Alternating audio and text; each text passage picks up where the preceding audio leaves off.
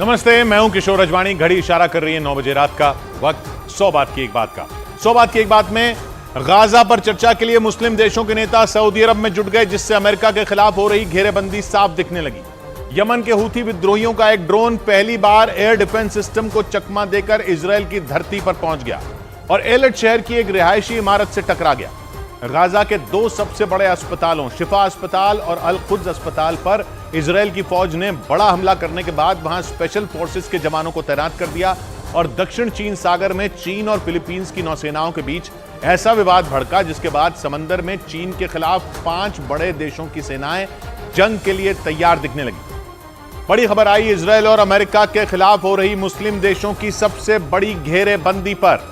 Saudi अरब में हो रही इस घेरेबंदी की वजह से यूक्रेन जंग की तरह ही एक बार फिर दुनिया 2 धड़ों में बंटती दिखने लगी, क्योंकि 57 मुस्लिम देशों ने मिलकर अमेरिका और इजरायल के खिलाफ मोर्चा खोल दिया है। इस मोर्चे की अगुवाई सऊदी अरब कर रहा है, जिसमें ईरान भी उसका साथ दे रहा है। और ईरान के सऊदी अरब के साथ आने की वजह से ही यह संकेत मिल रहा है कि दुनिया 2 धड़ों में बंट सकती है, क्योंकि अमेरिका और इजरायल के खिलाफ ईरान अपने सबसे कट्टर दुश्मन सऊदी अरब के साथ खड़ा दिख रहा है। इसीलिए माना जा रहा है कि तमाम मुस्लिम देश अपने मतभेदों को भुलाते हुए एकजुट हो रहे हैं और इन 2 धड़ों में एक तरफ अमेरिका और उसके साथ खड़े देश हैं, तो दूसरी तरफ मुस्लिम देशों के साथ रूस और चीन दिख रहे हैं। यही नहीं, मुस्लिम देश अपनी एकजुटता दिखाने और अपनी आगे की रणनीति बनाने के लिए अहम बैठक करने वाले हैं। और सऊदी अरब में ही 57 मुस्लिम देशों के संगठन OIC की रविवार को बैठक होने वाली है, जिसमें सभी मुस्लिम देश मिलकर इजरायल और हमास की जंग के मुद्दे पर अपनी रणनीति बनाएंगे। लेकिन इस अहम बैठक से पहले अरब देशों के विदेश मंत्रियों ने इस मुद्दे पर मंथन किया। यही नहीं, OIC के राष्ट्राध्यक्ष भी दोपहर को मीटिंग करने वाले हैं। यानी इस जंग के बाद मुस्लिम देश पूरी तरह लामबंद होते दिखाई दे रहे हैं। उन्होंने साथ आने के लिए अपने मतभेदों को भी भुला दिया। इसीलिए माना जा रहा है कि ये बहुत बड़ा कदम हो सकता है, क्योंकि इसके बाद दुनिया खुलकर 2 धड़ों में बंट सकती है, जिसमें एक तरफ अमेरिका और उसके साथ खड़े देश हैं, तो दूसरी तरफ मुस्लिम देश और उनके साथ दे रहे रूस और चीन जैसे देश हैं। और जिस नए मोर्चे की अगुवाई सऊदी अरब कर रहा है, उसमें उसका साथ दे रहा है ईरान। माना जा रहा है कि ईरान इस जंग में बड़ा खिलाड़ी है, जो पहले से ही अमेरिका और इजरायल का सबसे बड़ा दुश्मन है। लेकिन इस जंग की शुरुआत के बाद अमेरिका और इजरायल ईरान पर और भड़क गए, क्योंकि इन दोनों देशों का आरोप है कि हमास को भड़काने वाला कोई और नहीं बल्कि ईरान ही, और उसी के इशारे पर हमास के लड़ाकों ने 7 अक्टूबर को इजरायल के अलग अलग शहरों पर हमला कर पूरी दुनिया को दहला दिया था। क्योंकि ईरान और इजरायल के बीच लंबे वक्त से 36 का आंकड़ा है, जबकि अमेरिका भी उसे अपना बड़ा दुश्मन मानता है। माना जाता है कि अमेरिका और इजरायल के खिलाफ जितने भी चरमपंथी संगठन मौजूद हैं, उनकी मदद ईरान ही करता है। आरोप है कि पहले उसने हमास को उकसाया, उसके बाद हूथी लड़ाकों को जंग में उतार दिया और अब वो हिजबुल्लाह की भी जंग में सीधी एंट्री करवाने की फिराक में है। यानी ईरान ने ऐसा खेल कर दिया कि फिलिस्तीन के नाम पर दुनिया के सभी मुस्लिम देश एकजुट हो गए। और ईरान का इस बार सऊदी अरब के साथ खड़े होना बड़ी बात है। इसे मुस्लिम देशों की अभूतपूर्व एकता की निशानी के तौर पर भी देखा जा रहा है, क्योंकि ईरान और सऊदी अरब के बीच दशकों से इस बात की होड़ थी कि मुस्लिम देशों में सबसे बड़ा नेता कौन है। वो दोनों खुद को मुस्लिम देशों का लीडर मानते थे। यही नहीं, उनमें शिया और सुन्नी मुद्दे पर भी विवाद था, क्योंकि ईरान जहां शिया बहुल देश है, तो सऊदी अरब में सुन्नी समुदाय के लोगों की आबादी ज्यादा है। इन्हीं सब वजहों से ईरान और सऊदी अरब एक दूसरे को देखना तक पसंद नहीं करते थे।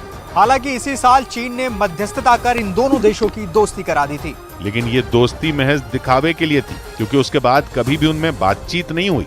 लेकिन इजरायल और हमास की जंग ने इन 2 कट्टर दुश्मनों को भी एक साथ ला दिया, और अब तो ईरान भी सऊदी अरब में जंग के मुद्दे पर रविवार को होने वाली बैठक में शामिल होने वाला है। उम्मीद जताई जा रही है कि सऊदी अरब में OIC की होने वाली बैठक में ईरान के राष्ट्रपति इब्राहिम रईसी भी शामिल हो सकते हैं।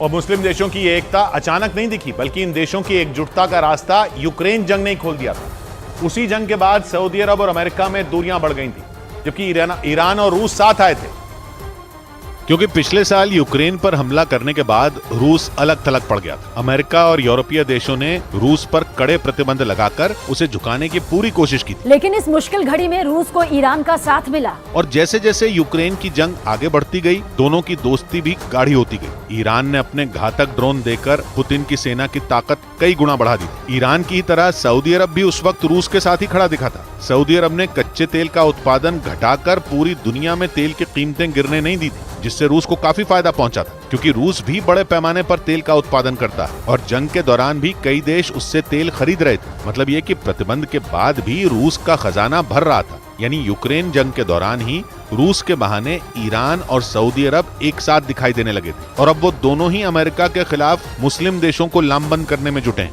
और खबर है कि पर्दे के पीछे से उन्हें रूस और चीन का भी साथ मिल रहा है, क्योंकि चीन और रूस खुलकर गाजा में इजराइल के हमले का विरोध कर रहे हैं और इस मुद्दे पर मुस्लिम देशों का साथ देते भी दिख रहे हैं।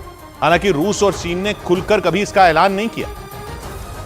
लेकिन यूक्रेन जंग के बाद रूस और अमेरिका के बीच जो तनातनी बढ़ी, उसे हमास और इजराइल की जंग ने और बढ़ा दी, क्योंकि रूस ने गाजा में इजराइल के हमले की खुलकर आलोचना की, जिसके बाद चीन ने भी फिलिस्तीन का साथ देना शुरू किया। इस वजह से पश्चिम एशिया में इजराइल और अमेरिका के खिलाफ माहौल बनना शुरू हो गया और दुनिया दो धड़ों में बढ़ती नजर आने लगी, जिसमें एक तरफ पश्चिम एशिया के मुस्लिम देशों के साथ रूस और चीन खड़े दिखाई दे रहे हैं, तो दूसरी तरफ अमेरिका, इजराइल, ब्रिटेन, दक्षिण कोरिया और यूरोप के देशों ने मोर्चा संभाल रखा है, जिसका सीधा मतलब ये हुआ कि दुनिया दो धड़ों में बढ़ती नजर आ रही है, क्योंकि दावा है कि मुस्लिम देश अब एक मंच पर आ चुके हैं और उन्हें रूस और चीन जैसे ताकतवर देशों का भी साथ मिल रहा है। हालांकि रूस और चीन पहले से ही अमेरिका के खिलाफ है।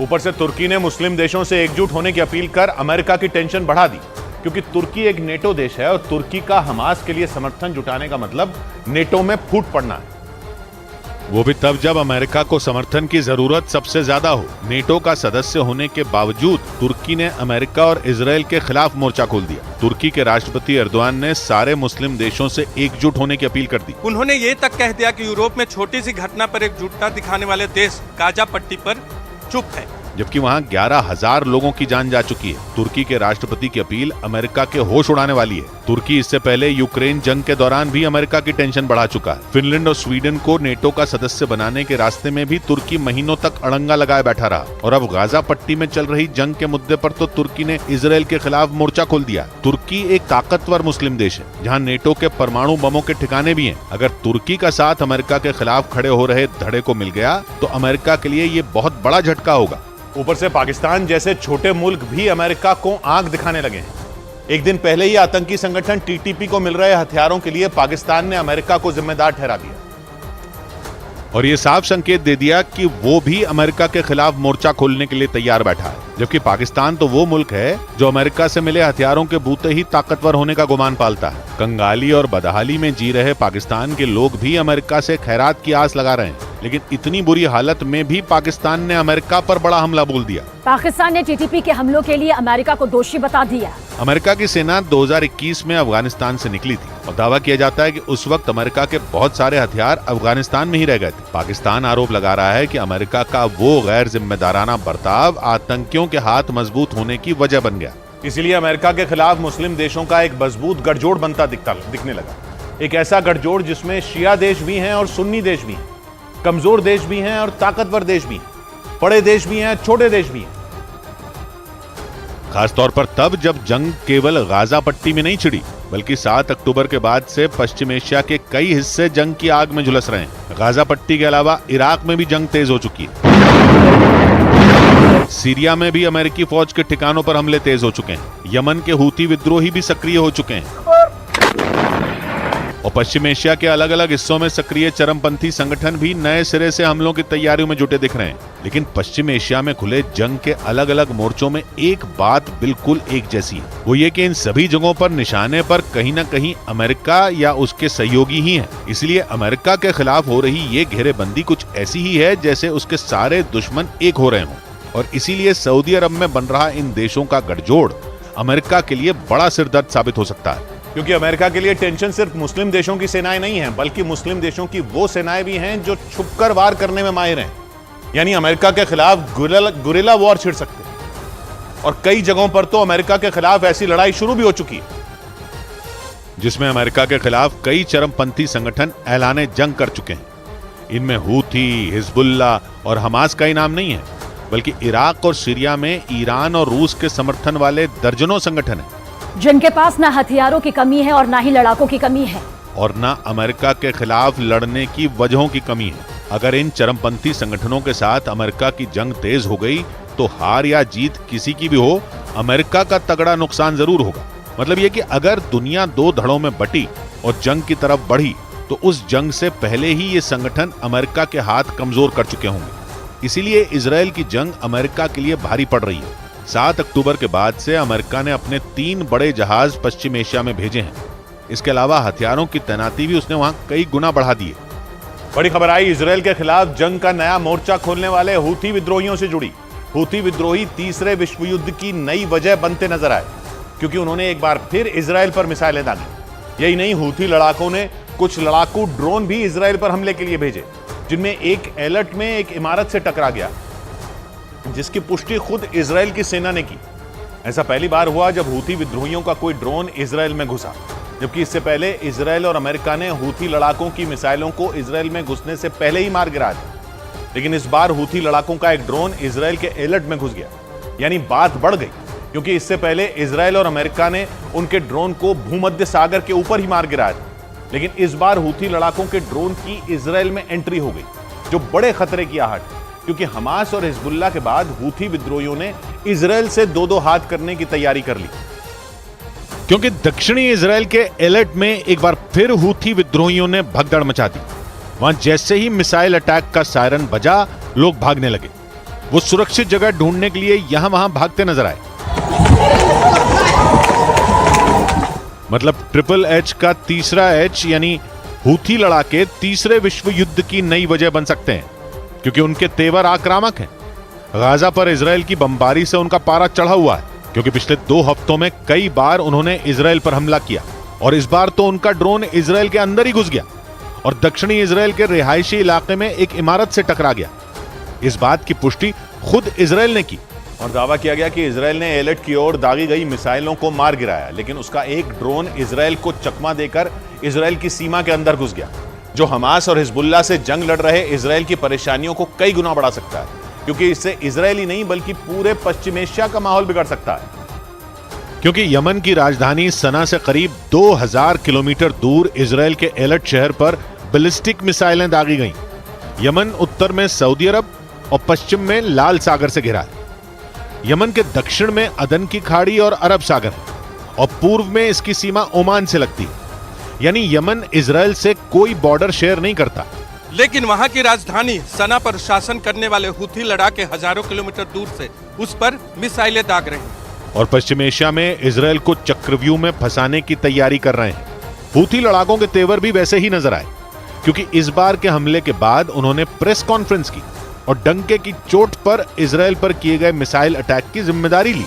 دفعة من الصواريخ البالستية على أهداف مختلفة وحساسة للكيان الإسلامي। यानी हूथी विद्रोही केवल हमला नहीं कर रहे, बल्कि दुनिया को चीख चीख कर उसके बारे में बता भी रहे हैं, क्योंकि वो गाजा में लोगों की मौत से भड़के हुए हैं और खुलकर हमास और हिजबुल्लाह की राह पर चल रहे हैं। और उनके इसी तेवर की वजह से वो तीसरे विश्व युद्ध की वजह बन सकते हैं, क्योंकि उसने इजराइल में केवल ड्रोन से अटैक नहीं किया, बल्कि उस पर खतरनाक बैलिस्टिक मिसाइलें भी दागी, जो लाल सागर से होती हुई दक्षिणी इजराइल के एलर्ट शहर में गिरने वाली थी। लेकिन इजराइल ने लाल सागर से आती हुई इन बैलिस्टिक मिसाइलों को मार गिराने का दावा किया, क्योंकि दक्षिणी इजराइल के एलर्ट शहर में उसका एरो 3 मिसाइल डिफेंस सिस्टम तैनात है, जिसने हूथी विद्रोहियों की मिसाइलों को पहचान कर मार गिराया।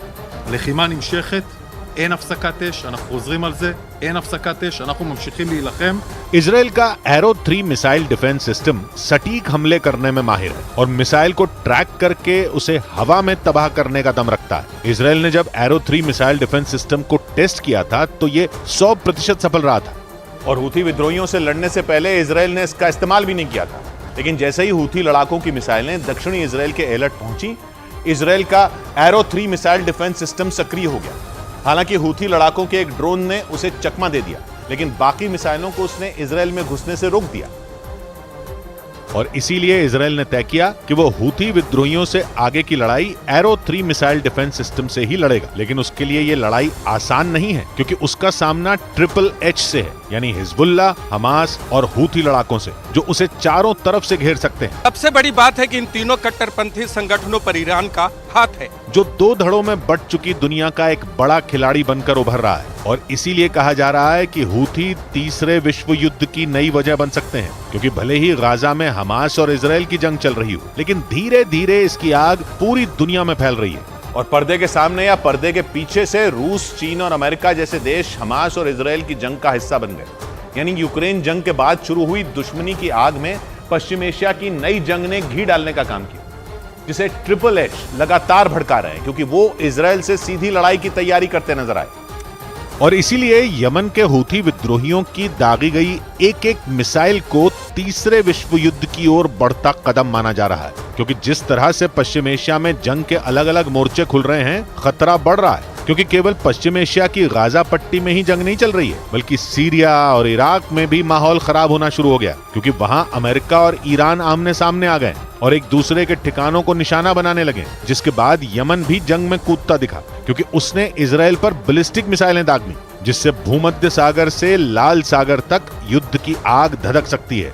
और सबसे बड़ी बात यह कि रूस, ईरान और चीन की तिकड़ी किसी भी कीमत पर माहौल को शांत नहीं होने देना चाहती, क्योंकि उसे पता है कि पश्चिम एशिया उनके कट्टर दुश्मन अमेरिका की कमजोर नब्ज है, जहां वो अपने पक्के दोस्त इजराइल की वजह से अलग थलग पड़ता नजर आ रहा है। क्योंकि गाजा में हो रही मौतों के लिए अमेरिका को भी जिम्मेदार ठहराया गया, जिसका रूस, ईरान और चीन की तिकड़ी ने फायदा उठाने की कोशिश की और पश्चिम एशिया के मुस्लिम देशों को अमेरिका के खिलाफ खड़ा करना शुरू कर दिया। क्योंकि पश्चिम एशिया के मुस्लिम देशों की संख्या अच्छी खासी है, और अगर रूस, ईरान और चीन को Iraq, Jordan, Kuwait, Lebanon, Oman, फिलिस्तीन, कतर, सऊदी अरब, सीरिया, तुर्की, संयुक्त अरब अमीरात और यमन जैसे देशों का साथ मिल गया, तो फिर तो पूरी बाजी ही पलट सकती है। और इसीलिए अमेरिका को कमजोर करने के लिए रूस, ईरान और चीन ने पश्चिम एशिया के मुस्लिम देशों को मोहरे की तरह इस्तेमाल किया और ऐसी चाल चल दी कि अमेरिका के पास कोई जवाब ही नहीं बचा। क्योंकि जंग के बीच सीज फायर जैसे मुद्दे पर इजराइल भी अमेरिका की बात नहीं मान रहा है और लगातार इस तरह के बयान दे रहा है, जिससे दोनों के बीच मतभेद के संकेत मिले।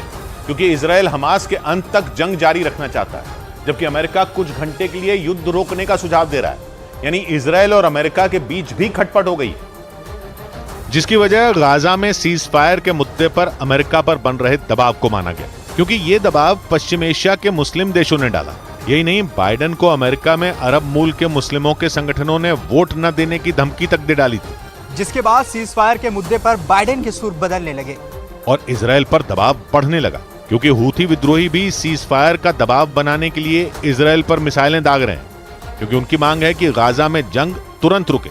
हूथी शिया मुसलमानों का कट्टरपंथी संगठन है, जो यमन में सुन्नी मुसलमानों और उनका साथ देने वाले सऊदी अरब से लड़ रहा है, और इस काम में ईरान हूथी लड़ाकों के साथ है, जिसकी मदद से हूथी विद्रोहियों का यमन की राजधानी सना समेत एक बड़े हिस्से पर कब्जा हो गया। और अब तो वो इतने ताकतवर हो चुके हैं कि इजराइल की शक्तिशाली सेना को आंख दिखा रहे हैं। और सबसे बड़ी बात यह कि इजराइल के मजबूत सुरक्षा घेरे को तोड़कर उनका ड्रोन इजराइल में घुस गया, और ऐसा पहली बार हुआ, जिसे मामूली बात नहीं कहा जा सकता, क्योंकि हूथी लड़ाकों के ड्रोन ने इजराइल के डिफेंस सिस्टम की आंखों में धूल झोंक दी। जबकि हूथी लड़ाकों के इजराइल पर मिसाइलें दागने के अगले ही दिन इजराइल अलर्ट हो गया था और उसने लाल सागर में अपनी नौसेना का युद्धपोत तैनात कर दिया था। उसका एरो 3 मिसाइल डिफेंस सिस्टम भी काम पर लग गया था। लेकिन इतने कड़े सुरक्षा घेरे को तोड़कर हूथी लड़ाकों का एक ड्रोन इजराइल के अलर्ट में घुस गया, और ऐसा पहली बार हुआ, जो सीधे सीधे इजराइल की सुरक्षा व्यवस्था को चुनौती देता है। क्योंकि अगर हूथी विद्रोहियों का एक ड्रोन इजराइल के डिफेंस सिस्टम को चकमा दे सकता है, तो ये सिलसिला आगे भी बढ़ सकता है। यानी हूथी लड़ाकों ने आंखों में आंखें डालकर इजराइल को चुनौती दी, और इसीलिए माना जा रहा है कि वो तीसरे विश्व युद्ध में बड़ी भूमिका निभा सकते हैं। क्योंकि हूथी विद्रोही इजराइल के खिलाफ लड़ने वाले ट्रिपल एच का हिस्सा हैं, और यही सबसे बड़ी परेशानी की बात है। क्योंकि हमास और इजराइल की जंग के बाद ट्रिपल एच एक बड़ा खतरा बनकर उभरे, क्योंकि ये केवल इजराइल से ही नहीं, बल्कि इजराइल का साथ देने वाले अमेरिका से भी लड़ने के लिए तैयार नजर आए। क्योंकि एक दिन पहले ही हूथी विद्रोहियों ने यमन के नजदीक अमेरिका के खतरनाक MQ-9 रीपर ड्रोन को मार गिराया था। यानी हूथी लड़ाकों ने अमेरिका के सबसे खतरनाक ड्रोनों में एक को मार गिराया और सीधा अमेरिका से भिड़ गए, जिसे हूथी लड़ाकों की इजराइल के साथ साथ अमेरिका से लड़ने की तैयारी माना गया, जो खतरे की ऐसी घंटी है जो महाविनाश को न्योता दे सकती है। क्योंकि ट्रिपल एच कहे जाने वाले हमास, हिजबुल्लाह और हूथी अमेरिका जैसे ताकतवर देश के सामने खड़े होने की तैयारी करते दिखाई दिए। हूथी विद्रोही तो अमेरिका के ड्रोन को मारकर सीधा ही उससे भिड़ गए और दुनिया को संकेत देने लगे कि अगर तीसरा विश्व युद्ध हुआ तो वो उसकी एक बड़ी वजह हो सकते हैं। ब्रेकिंग न्यूज है उत्तरी गाजा से। खबर है कि इजराइल की सेना ने वहां मौजूद शिफा अस्पताल को चारों तरफ से घेर लिया है। इसराइल ने वहां अपने खतरनाक टैंकों को उतार दिया है। शिफा अस्पताल के पास हमास के लड़ाकों और इसराइल के सैनिकों के बीच आमने सामने की लड़ाई शुरू हो गई है। दोनों तरफ से जारी भीषण गोलीबारी की वजह से आसपास के इलाकों में भी अफरा तफरी मच गई है और लोग जान बचाने के लिए वहां से भागने को मजबूर हो गए हैं, क्योंकि शिफा अस्पताल में ही हमास का कमांड सेंटर होने का दावा किया जाता है और इसराइल के मुताबिक हमास के लड़ाकों को आदेश वहीं से मिलता है। नीरज हमारे साथ जुड़ रहे हैं इसराइल से। नीरज, क्या पता चल रहा है इस पर?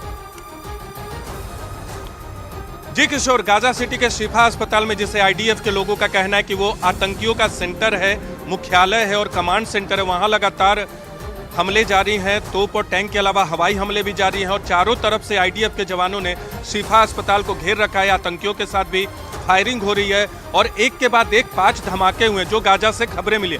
कल इसी तरह के हमले में शिफा अस्पताल के क्वार्टर में 50 आतंकियों के ढेर होने की खबर थी और आईडीएफ ने इस तरह का बयान दिया था। तो लगातार शिफा अस्पताल पे फोकस है और अगर शिफा अस्पताल पे कब्जा कर लिया आईडीएफ के जवानों ने तो समझ लीजिए कि हमास के खिलाफ उनकी आधी लड़ाई पूरी हो जाएगी। और इसी वजह से इसराइल ने हमास की कमर तोड़ने के लिए उत्तरी गाजा में मौजूद शिफा अस्पताल पर सबसे बड़ी स्ट्राइक कर दी और इसराइल के सैनिक वहां हमास के लड़ाकों को ढूंढ ढूंढ कर उन्हें मौत दे रहे हैं। लेकिन दावा किया गया कि हमास के लड़ाके भी वहां इजरायली फौज पर पलटवार करने का कोई मौका नहीं चूक रहे। हालांकि इसराइल ने पूरी तैयारी के साथ शिफा अस्पताल पर धावा बोला और टैंकों के साथ अस्पताल के आसपास के इलाके को घेर कर बमबारी शुरू कर दी, जिसका एक वीडियो भी सामने आया जिसमें दिखा कि शिफा अस्पताल के करीब एक विस्फोट के बाद लोग दहशत में आ गए और जान बचाकर भागने लगे। दावा किया गया कि इसराइल के इस एक्शन से भड़के हमास के लड़ाकों ने जोरदार पलटवार कर दिया, जिसके बाद दोनों तरफ से ऐसी गोलीबारी हुई कि आसपास के इलाके में हड़कंप मच गया और खौफ में आए सैकड़ों परिवारों ने वो इलाका छोड़ दिया। लेकिन शिफा अस्पताल में बड़ी संख्या में लोग मौजूद हैं जो वहां से निकलने के लिए सफेद झंडे तक लहरा रहे हैं। लेकिन इसराइल ने आरोप लगाया कि उस अस्पताल में मौजूद हमास के लड़ाके वहां से लोगों को निकलने नहीं दे रहे और अस्पताल से निकलने की कोशिश कर रहे लोगों पर गोलियां बरसा रहे हैं। इसराइल के मुताबिक शिफा अस्पताल में घिरे हमास के लड़ाके वहां मौजूद आम लोगों का इस्तेमाल एक ढाल की तरह कर रहे हैं ताकि उन्हें इसराइल की फौज के हमलों से बचकर निकलने का मौका मिल सके। इसराइल के मुताबिक भारी गोलीबारी के बीच अस्पताल से निकलने के लिए लोग सफेद झंडे लहरा रहे हैं, लेकिन हमास के लड़ाके उनको निकलने नहीं दे रहे हैं। इसराइल के मीडिया के मुताबिक हमास के लड़ाके अपने कमांड सेंटर को बचाए रखने के लिए किसी भी हद तक जाने को तैयार दिख रहे हैं। यही वजह है कि वो अपने ही लोगों को गोलियों का निशाना बनाने से भी नहीं चूक रहे। लेकिन दावा किया गया कि इसराइल इस बार वहां कोई रहम बरतने के मूड में नहीं है, क्योंकि इसराइल की सेना का मानना है कि हमास ने शिफा अस्पताल के नीचे अपना कमांड सेंटर बना रखा है, जहां से इसराइल पर हमले का आदेश दिया जाता है। इसराइल की सेना ने एक रोज पहले ही दावा किया कि हमास उत्तरी गाजा से अपना कंट्रोल खो चुका है और वहां उसके ज्यादातर ठिकाने बर्बाद किए जा चुके हैं। ऐसे में शिफा अस्पताल उसका आखिरी बड़ा ठिकाना हो सकता है। इसीलिए इसराइल की सेना उस पर पूरी ताकत के साथ टूट पड़ी, क्योंकि इसराइल का दावा है कि गाजा का सबसे बड़ा अस्पताल कहा जाने वाला शिफा अस्पताल हमास का कमांड सेंटर है और अस्पताल के ठीक नीचे हमास की सुरंगें मौजूद हैं, जिनमें जाने का रास्ता शिफा अस्पताल के वार्ड से होकर जाता है। यही नहीं, इसराइल की सेना के मुताबिक हमास ने अस्पताल के करीब ही हथियारों का एक गोदाम भी बना रखा है, जिसमें एक से बढ़कर एक खतरनाक हथियार रखे हैं, जिनका इस्तेमाल हमास के लड़ाके इसराइल पर हमले के लिए करते हैं। शिफा अस्पताल के नीचे हमास का ठिकाना होने के दावे को साबित करने के लिए इसराइल ने जंग के दौरान पकड़े गए हमास के लड़ाकों का एक वीडियो भी जारी किया, जिसमें हमास के 2 लड़ाके नजर आए, जिनसे इसराइल के अधिकारी सवाल जवाब करते दिखाई दिए। इस पूछताछ के दौरान उन लड़ाकों ने कबूल किया कि हमास ने शिफा के साथ साथ गाजा के कई अस्पतालों के नीचे सुरंगों में अपने ठिकाने बनाए हुए हैं। यही नहीं, वीडियो में एक लड़ाके ने यह भी बताया कि जंग के दौरान हमलों से बचने के लिए हमास एम्बुलेंस का भी इस्तेमाल कर रहा है, जिनके जरिए हथियारों और लड़ाकों को एक जगह से दूसरी जगह तक पहुंचाया जाता है। और इसराइल का आरोप है कि हमास जंग की शुरुआत से ही इसका फायदा उठा रहा है। हालांकि इसराइल ने इससे पहले भी शिफा अस्पताल में हमास का कमांड सेंटर होने का सबूत दिया था और एक वीडियो जारी कर शिफा अस्पताल के नीचे हमास की सुरंगों का नेटवर्क होने का दावा किया था। और इसराइल ने यह आरोप लगाया था कि हमास ने गाजा के अस्पतालों और स्कूलों की आड़ में आतंक का एक बहुत बड़ा चक्रव्यूह रचा हुआ। मतलब उसने जमीन के ऊपर अस्पतालों, मस्जिदों और स्कूलों की इमारतें बनाई, लेकिन उनके नीचे सुरंगों का एक बहुत बड़ा जाल बिछा दिया।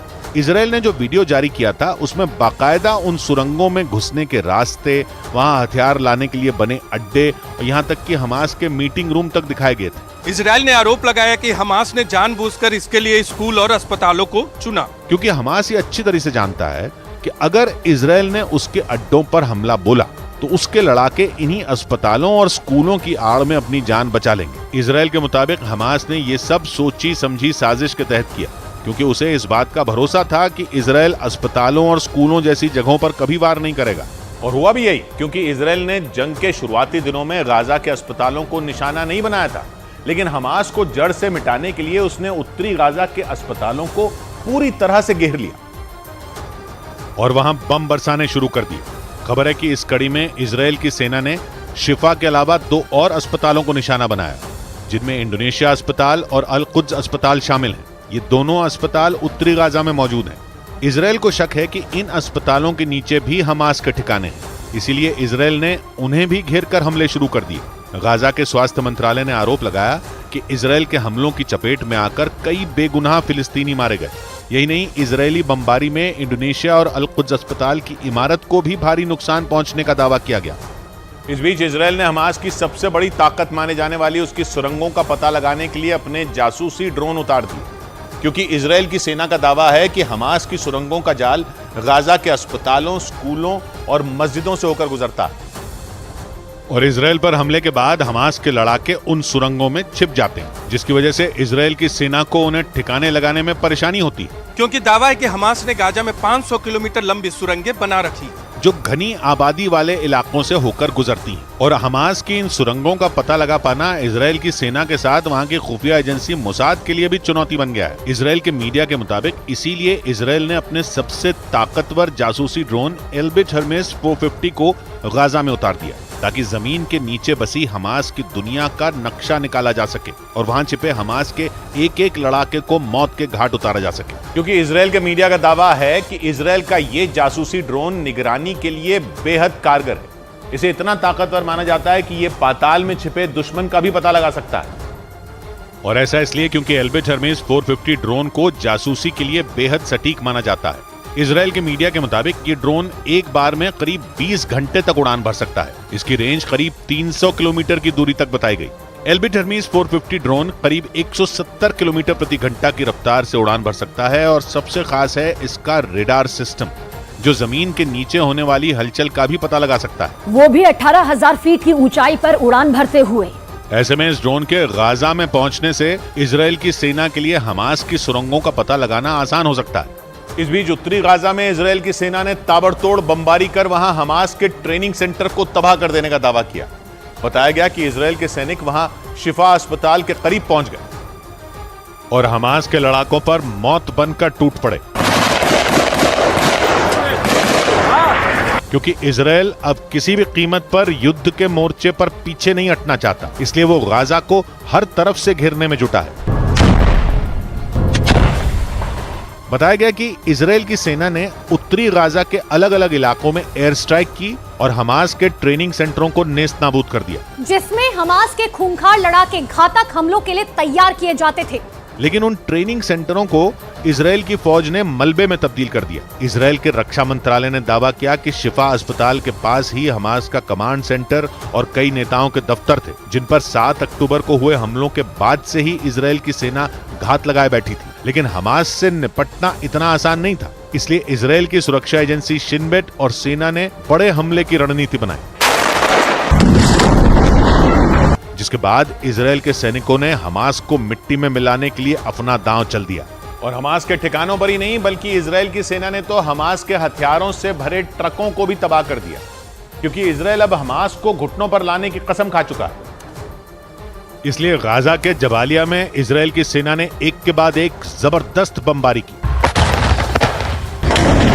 दावा है कि वहां हमास ने बड़े पैमाने पर हथियारों का जखीरा रखा हुआ था, जिसके सहारे हमास इजराइल को जंग की शुरुआत से ही आंख दिखा रहा था, लेकिन वो हथियार इजराइल के हवाई हमलों में जलकर राख हो गए। बताया गया कि वहां अलग अलग ट्रकों में 20 से ज्यादा रॉकेट लॉन्चर रखे थे।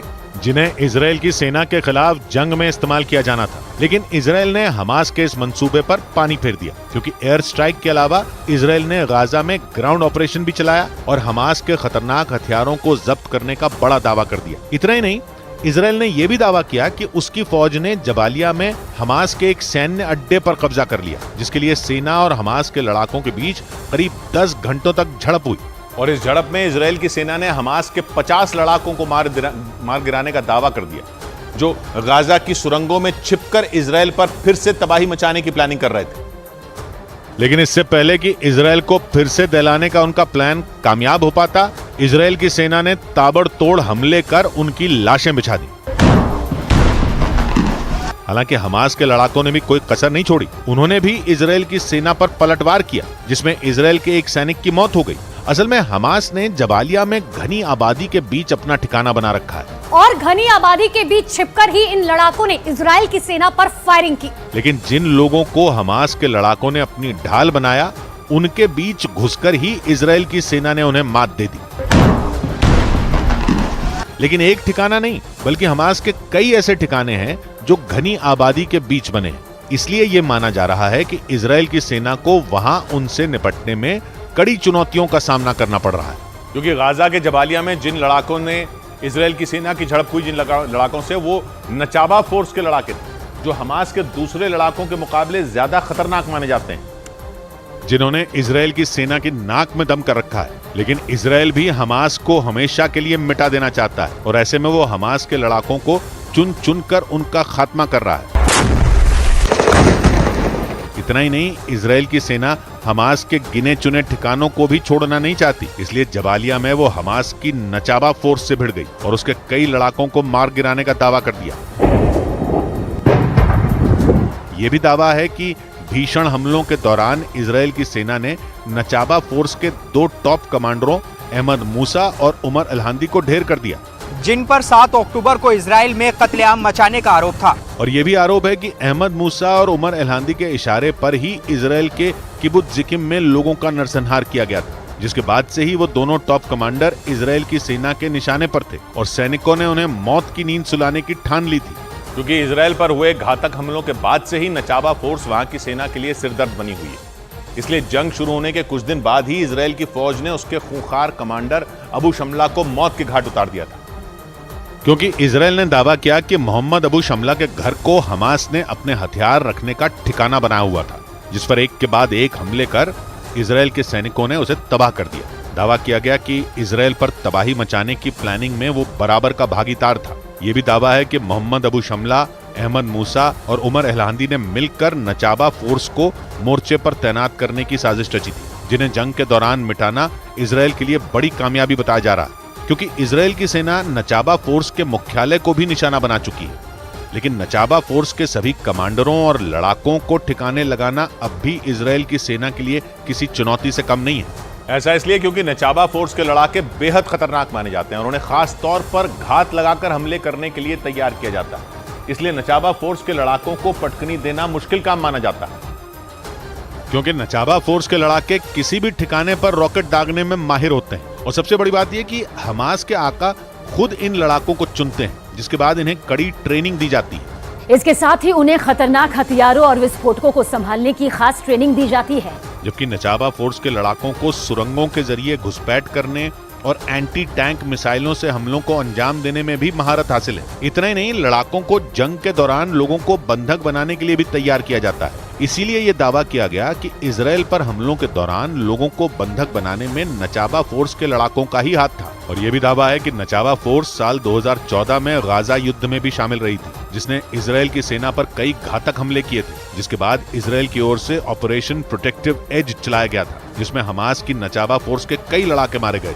लेकिन 2014 के बाद नचाबा फोर्स ने बड़ी संख्या में लड़ाकों की भर्ती की।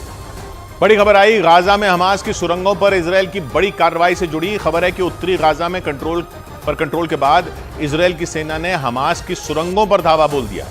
लेकिन यह इजराइल की सेना के लिए काफी घातक साबित हो सकता है। ऐसा इसलिए क्योंकि हमास की असली ताकत इन सुरंगों को ही बताया जाता है और इजराइल के सैनिकों का इनमें घुसने का मतलब होगा हमास के पाताल लोक से उनका सीधा सामना, क्योंकि दावा किया जाता है कि हमास की सुरंगों का जाल पूरे गाजा में फैला हुआ है और हमास ने उनमें अपने विनाशकारी हथियार छिपा रखे हैं।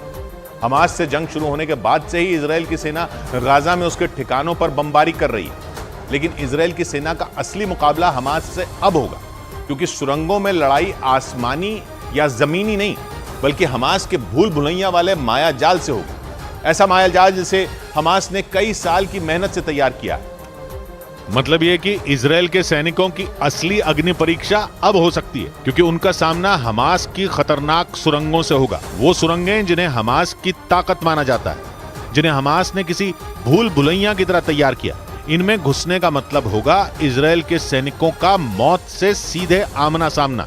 इजराइल की सेना ने उत्तरी गाजा को अपने कंट्रोल में लेने का दावा किया और हमास की सुरंगों को बर्बाद करने के लिए पूरी ताकत झोंक दी। लेकिन पहले जहां इजराइल आसमान और जमीन से हमास के ठिकानों को तबाह कर रहा था, वहीं अब उसके निशाने पर सिर्फ और सिर्फ हमास की सुरंगें हैं, जिनमें घुसने के लिए इजराइल के सैनिक बेताब हैं। वो हमास की सुरंगों में घुसकर उसकी सबसे बड़ी ताकत पर गंभीर चोट करना चाहते हैं। और इसीलिए कहा जा रहा है कि गाजा की असली लड़ाई तो अब शुरू हो रही है, क्योंकि सुरंगों में घुसने के बाद इजराइल के सैनिकों के साथ क्या हो सकता है इसका अंदाजा भी नहीं लगाया जा सकता। कहा जाता है कि हमास की सुरंगों में घुसने के बाद इजराइल के सैनिक अपने साथियों तक संदेश भेजने के लिए फोन का भी इस्तेमाल नहीं कर पाएंगे। ऐसा इसलिए क्योंकि कहा जाता है कि हमास के लड़ाके अपने पास फोन नहीं रखते और सुरंगों में नेटवर्क भी नहीं होगा। इजराइल को लंबे समय से यह अंदाजा था कि गाजा में हमास की सुरंगों का जाल उसके लिए परेशानी का सबब बनेगा। ऐसे में वो करीब 10 साल से इसके लिए काम कर रहा है। उसने सुरंगों से पार पाने के लिए खास किस्म के सॉफ्टवेयर बनाने से लेकर कई तरह की तैयारियां की हैं। लेकिन इसके बावजूद सुरंगों के नेटवर्क से पार पाना इजराइल के लिए आसान नहीं है, क्योंकि कहा जाता है कि हमास की सुरंगें पूरी तरह रहस्यमयी हैं और इनके बारे में गाजा के लोगों को भी ज्यादा कुछ नहीं पता।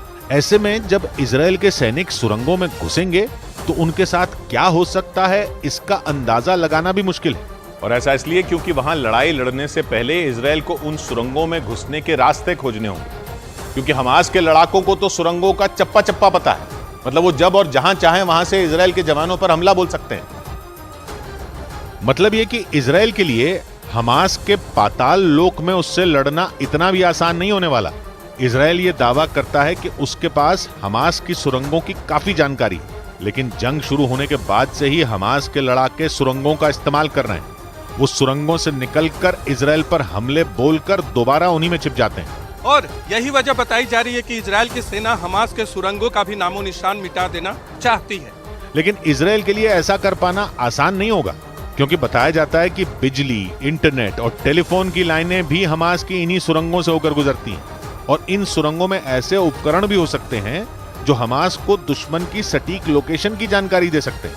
मतलब इजराइल के सैनिक सुरंगों में किस जगह पर पहुंचे हैं, उनकी संख्या कितनी है, इसकी पूरी खबर हमास को मिल सकती है, जिसके बाद हमास इजराइल के सैनिकों का किसी भूखे शेर की तरह शिकार कर सकता है। और ऊपर से दावा किया जाता है कि हमास ने सुरंगों में ही खतरनाक हथियार रखे हैं। ऐसे में इजराइल की सेना के सुरंगों में घुसने के बाद लड़ाई और भीषण हो सकती है, क्योंकि हमास इजराइल के सैनिकों पर अपने खतरनाक हथियारों के इस्तेमाल से पीछे नहीं हटेगा। अभी तो वो छिप छिप कर वार करता है, लेकिन जब बात उसकी सुरंगों की सुरक्षा पर आएगी तो वो आखिर कैसे खामोश बैठेगा। वो सुरंगों में इजराइल के जवानों पर भीषण हमले कर सकता है। इसीलिए इजराइल की सेना का सुरंगों में घुसने का मतलब होगा जान हथेली पर रखना। ऐसे में इजराइल चाहेगा कि वो हमास के लड़ाकों को किसी भी तरह सुरंगों से बाहर निकाले और उसके बाद उन सुरंगों में बने हमास के ठिकानों को बर्बाद करे। इसके लिए इजराइल पानी का इस्तेमाल कर हमास के लड़ाकों को सुरंगों से बाहर निकलने के लिए मजबूर कर सकता है। लेकिन इसमें भी दिक्कत यह है कि गाजा में पानी की कमी है और सुरंगों में सभी तरह के हथियार भी काम नहीं करते, क्योंकि ज्यादातर हथियार दुश्मन पर हमले के दौरान काफी आवाज करते हैं। और इसीलिए इजराइल के सैनिकों को सुरंगों में एक एक कदम सोच समझकर आगे बढ़ाना होगा, क्योंकि उनकी एक गलती उनकी मौत की वजह बन सकती है। हालांकि इजराइल ने हमास की सुरंगों में घुसने से पहले कई तरह की चुनौतियों से निपटने की तैयारी की है और इजराइल के सैनिकों ने कुछ सुरंगों की पहचान करते हुए उन्हें बर्बाद भी किया। बताया जाता है कि इजराइल की सेना 2014 से हमास की सुरंगों से निपटने की तैयारी कर रही है। उसने हमास के बुने जाल को काटने के लिए ड्रोन से लेकर निगरानी करने वाले खास किस्म के सॉफ्टवेयर का भी इस्तेमाल किया। और साथ ही सुरंगों में छुपे हमास के लड़ाकों के बारे में ज्यादा से ज्यादा जानकारियां जुटाई। और अब हमास की ताकत पर सबसे बड़ी चोट के लिए गाजा में सुरंगों के भीतर बड़े ऑपरेशन की तैयारी कर ली। इजराइल ये बात बहुत अच्छे तरीके से जानता है कि अगर गाजा से हमास का नामो निशान मिटाना है तो उसकी सुरंगों को भी पूरी तरह बर्बाद करना ही होगा। और इसीलिए इजराइल की सेना हमास के ठिकानों पर जोरदार हमलों के साथ ही उसकी सुरंगों पर भी चोट कर रही है। इजराइल का दावा है कि उसके सैनिक गाजा में जमीनी ऑपरेशन कर हमास की 130 से ज्यादा सुरंगों को ध्वस्त कर चुके हैं। लेकिन गाजा में सुरंगों के जाल के बारे में इजराइल ने जितना सोचा था उससे वो कहीं ज्यादा निकली। इजराइल के जवान गाजा में भीषण हमले कर हमास को चोट पहुंचाते हुए आगे बढ़ रहे हैं, जबकि उत्तरी गाजा पर तो इजराइल ने कंट्रोल का दावा तक कर दिया। उत्तरी गाजा को हमास का गढ़ माना जाता है और वहां भी हमास ने सुरंगों का ऐसा जाल बिछाया है जिनमें कोई भी फंस जाए। इजराइल की सेना ने दावा किया कि उत्तरी गाजा में हमास ने लंबी सुरंगें बना रखी, इसीलिए इजराइल की सेना ने इन सुरंगों में घुसकर हमास की रीढ़ की हड्डी को तोड़ने की तैयारी कर ली, क्योंकि अगर इजराइल ने उत्तरी गाजा में सुरंगों को बर्बाद कर दिया तो यह हमास के लिए बहुत बड़ा झटका हो सकता है। और यही वजह रही कि हमास भी अपनी सुरंगों को बचाने के लिए पूरी ताकत झोंक रहा है, क्योंकि धीरे धीरे ही सही लेकिन इजराइल की सेना उसकी सबसे बड़ी ताकत पर चोट कर रही है और गाजा में सुरंगों को बर्बाद कर हमास को जख्म पर जख्म दे रही है। लेकिन इसकी कीमत इजराइल को भी चुकानी पड़ी है। इजराइल के मीडिया के मुताबिक गाजा में जमीनी ऑपरेशन में नेतन्याहू की सेना अपने करीब 40 जवान गंवा चुकी है और इसलिए इजराइल हमास की सुरंगों को बर्बाद करने के लिए वक्त ले रहा है। हमास और इजराइल की जंग को 1 महीने से ज्यादा हो चुका है, लेकिन इजराइल ने हमास की सुरंगों पर बहुत बड़ी चोट नहीं की, क्योंकि ऐसा करना इजराइल के लिए भी मुसीबत खड़ी कर सकता है। इसीलिए सुरंगों में हमास कितना ज्यादा ताकतवर है, इजराइल इसकी पूरी जानकारी जुटा रहा है ताकि अच्छी तैयारी के साथ सुरंगों पर ऐसे हमले किए जाएं कि उनका गाजा से वजूद ही मिट जाए और कोई भी उन सुरंगों का दोबारा इस्तेमाल न कर सके। लेकिन इजराइल की सेना सुरंगों पर हमले से पहले अपने बंदूकों को लेकर भी अलर्ट हो गई, क्योंकि आशंका जताई जा रही है कि हमास ने इजराइल के बंदूकों को इन्हीं सुरंगों में छिपा कर रखा है। और ऐसे में अगर सुरंगों पर इजराइल ने ताबड़तोड़ हमला बोल दिया तो बंदूकों की जान पर भी आ सकती है। इजराइल पर बंदूकों को छुड़ाने का दबाव लगातार बढ़ रहा है, क्योंकि जिन 200 से ज्यादा लोगों को हमास ने बंधक बनाया उनमें कुछ विदेशी नागरिक भी शामिल बताए गए। इसलिए इजराइल हमास की सुरंगों पर बड़ा हमला बोलने के पहले उनके लड़ाकों के बारे में सटीक जानकारी जुटा रहा है, ताकि जिस जगह पर चोट करनी चाहिए वहीं की जाए। इसीलिए सुरंगों में बड़े ऑपरेशन से पहले इजराइल हमास के जमीनी ठिकानों का खात्मा कर रहा है। ऐसा करने से उसे सुरंगों को तबाह करने के लिए वक्त भी मिल जाएगा। लेकिन गाजा में जिस तरह सुरंगों का जाल है उसे खत्म करना इजराइल के लिए भी आसान नहीं होने वाला। इसीलिए कहा जा रहा है कि सुरंगों के नीचे की लड़ाई जमीनी लड़ाई से कहीं ज्यादा भीषण हो सकती है। उधर ब्रेकिंग न्यूज आ रही है हमास के कब्जे में बंदूकों से जुड़ी। सऊदी अरब के न्यूज चैनल अल अरबिया ने दावा किया कि इजराइल अपनी जेलों में बंद फिलिस्तीनी महिलाओं और बच्चों को रिहा करेगा और यह रिहाई हमास के कब्जे से 100 बंदूकों को छोड़ने पर ही होगी। यानी दावा है कि हमास और इजराइल के बीच बंधुकों की रिहाई के मुद्दे पर बड़ी डील हुई है। 7 अक्टूबर को इजराइल के अलग अलग शहरों पर हमला कर हमास ने सैकड़ों लोगों को बंधक बना लिया था और अब भी उनके कब्जे में 200 से ज्यादा लोग हैं। जावेद हमारे साथ जुड़ रहे हैं लेबनान से। जावेद, और क्या पता चल रहा है इस पर? जी किशोर, देखिए अल अरबिया का ये बहुत बड़ा दावा है कि इजराइल और हमास के बीच एक बहुत बड़ी डील हुई है जिसमें 100 बंधकों को वो इजराइल छोड़ेगा। हमने वो तस्वीरें देखी कि किस तरीके से हमास के जो लड़ाके हैं वो बंधक बनाकर ले गए थे जब 7 अक्टूबर को हमला किया था, और उसके बदले में 100 बंधकों की रिहाई के बदले में जो इजराइल है वो फिलिस्तीन के बच्चे और महिलाओं को छोड़ेगा। देखिए लगातार ये डील चल रही थी और अभी हमने देखा था कि मोसाद और CIA की एक बैठक भी कतर में हुई थी जिसमें बंधकों को छोड़ने को लेकर लगातार बात हो रही थी। तो ऐसे में ये एक बहुत बड़ी खबर है और साथ ही वो डेवलपमेंट भी हमने देखे कि जब बेंयामिन नेतन्याहू के लगातार वो बयान भी आ रहे थे कि जब तक बंधकों को नहीं छोड़ा जाएगा तब तक गाजा में कोई सीज फायर नहीं होगा। ऐसे में ये जो अब खबर आई है वाकई बहुत बड़ी खबर है जी, जिनमें 30 बच्चों के होने का दावा किया गया है। इजराइल के मुताबिक हमास के लड़ाके इजराइल में हमला करने के बाद जिन लोगों को बंधक बनाकर गाजा ले गए थे उसमें कई बच्चे भी थे और उन बच्चों के साथ हमास के लड़ाके बर्बरता कर रहे हैं। इजराइल का आरोप है कि हमास के लड़ाकों ने इजराइल से करीब 30 बच्चों को अगवा कर लिया था, लेकिन इससे पहले हमास के लड़ाकों ने उन बच्चों के माता पिता को बेरहमी से मारा और फिर उन बच्चों को उठाकर गाजा ले गए। इस दौरान बच्चे बुरी तरह रोते बिलखते रहे। लेकिन हमास के लड़ाकों पर इसका कोई असर नहीं हुआ। इजराइल ने यह भी आरोप लगाया कि जब बच्चे रो रहे थे तो हमास के लड़ाकों ने उन बच्चों को पानी पिलाया और फिर उनसे बिस्मिल्लाह भी बुलवाया। लेकिन हमास के लड़ाकों की बर्बरता यहीं खत्म नहीं हुई। इजराइल के प्रधानमंत्री नेतन्याहू ने हमास के लड़ाकों पर नवजातों को जलाने का भी आरोप लगाया। इजराइल के मुताबिक हमास के हमलों में 40 नवजात की मौत हुई और हमास पर इन बच्चों को जलाने का आरोप लगाया गया। चश्मदीदों के मुताबिक हमास के लड़ाकों ने बच्चों के गले और हाथ तक काट दिए थे, जिसके बाद इजराइल की सेना ने हमास के एक लड़ाके को गिरफ्तार किया और जब उससे पूछताछ की गई तो उसने उन बच्चों की हत्या करने की वजह बताई। हमास के लड़ाके ने बताया कि उन्होंने उन बच्चों को इसलिए मारा ताकि वो बड़े होकर सैनिक न बन पाए। इसके साथ ही उस लड़ाके ने यह भी बताया कि उन्होंने इजराइल के लोगों के मन में डर पैदा करने के लिए बच्चों को बंधक बनाया। कुछ दिन पहले हमास के लड़ाकों की दरिंदगी की एक और कहानी सामने आई थी, जिसमें हमास के लड़ाकों पर नवजातों को अवन में भूनने का आरोप लगा था और इसी वजह से इजराइल ने हमास की तुलना खूंखार आतंकी संगठन ISIS से कर दी थी। आरोप है कि हमास के लड़ाकों ने महिलाओं और बच्चों को भी बेरहमी से हत्या कर दी थी और इसी वजह से इजराइल ने हमास को आतंकी संगठन ISIS से भी ज्यादा खतरनाक और बेरहम बता दिया, क्योंकि इजराइल का आरोप है कि हमास के लड़ाकों ने इजराइल से दुश्मनी निकालने के लिए छोटे छोटे बच्चों को भी नहीं बख्शा और माना जा रहा है कि इसी वजह से इजराइल बुरी तरह भड़का हुआ है। वो हर कीमत पर हमास का अंत चाहता है। इजराइल ने दावा किया कि हमास के लड़ाके आतंकी संगठन ISIS से भी ज्यादा बर्बर और खतरनाक है, जो आने वाले वक्त में पूरी दुनिया के लिए खतरा बन सकते हैं और इसी वजह से वो हमास का खात्मा करना चाहता है। इसके साथ ही अमेरिका के रक्षा मंत्री ने भी हमास की तुलना ISIS से कर दी थी और कहा था कि हमास ने जो भी किया वो ISIS की हरकतों से भी भयावह है। इस बीच इजराइल के मीडिया ने दावा किया कि 7 अक्टूबर को लापता हुए लोगों की तलाश के लिए इजराइल की सेना चील और गिद्धों की मदद ले रही है।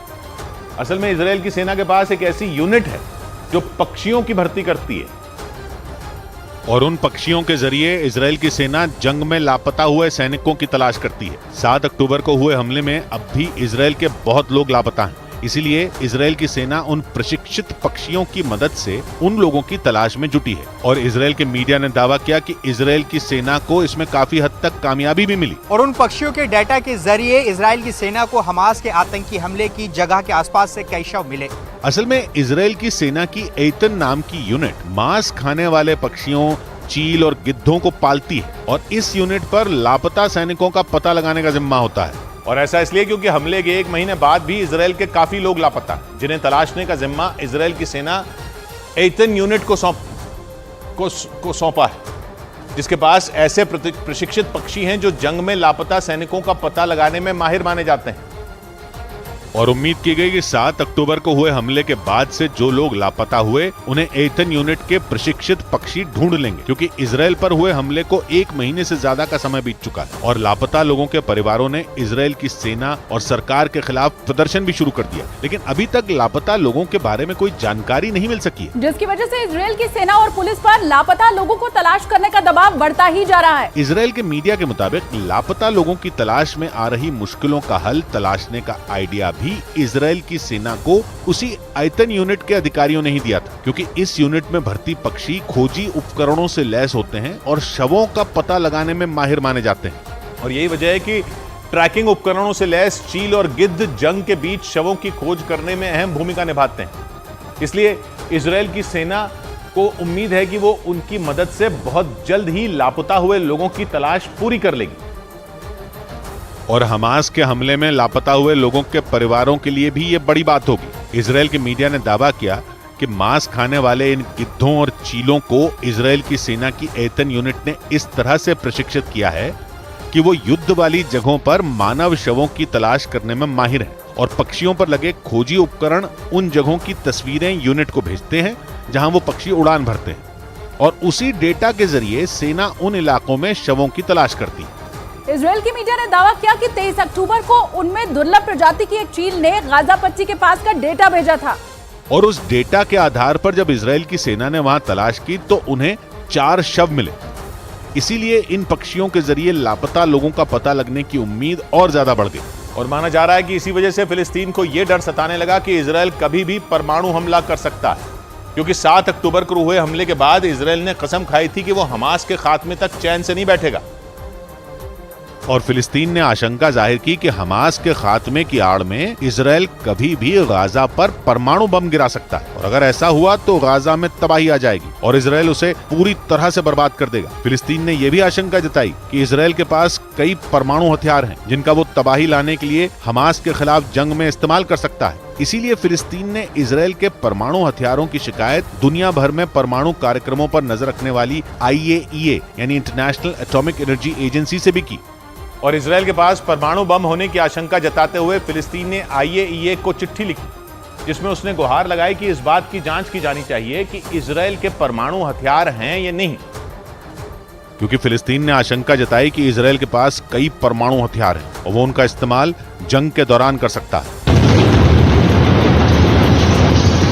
फिलिस्तीन के मीडिया के मुताबिक फिलिस्तीन के विदेश मंत्री रियाद अल मलिकी ने IAEA यानी इंटरनेशनल एटॉमिक एनर्जी एजेंसी के महानिदेशक को इस बारे में चिट्ठी लिखी जिसमें फिलिस्तीन ने IAEA से इजराइल के विनाशकारी परमाणु हथियारों की जांच की मांग उठाई। फिलिस्तीन के मीडिया के मुताबिक IAEA को लिखी चिट्ठी में फिलिस्तीन ने इजराइल के एक मंत्री के गाजा में परमाणु बम गिराने वाले बयान का भी जिक्र किया और फिलिस्तीन ने IAEA को बताया कि इजराइल के मंत्री अमीखाई एलियाहू ने कुछ दिन पहले गाजा में परमाणु बम गिराने की धमकी दी थी जिससे गाजा पर परमाणु हमले की आशंका बढ़ गई और इसीलिए फिलिस्तीन ने आशंका जताई कि इजराइल के पास परमाणु हथियार भी हो सकते हैं। फिलिस्तीन के मीडिया के मुताबिक इजराइल के मंत्री अमीखाई एलियाहू ने एक मीडिया इंटरव्यू में गाजा पर परमाणु बम गिराने की वकालत की थी। मीडिया के मुताबिक अमीखाई एलियाहू ने गाजा पर परमाणु बम गिराने को हमास के खिलाफ चल रहे युद्ध का एक विकल्प बताया था।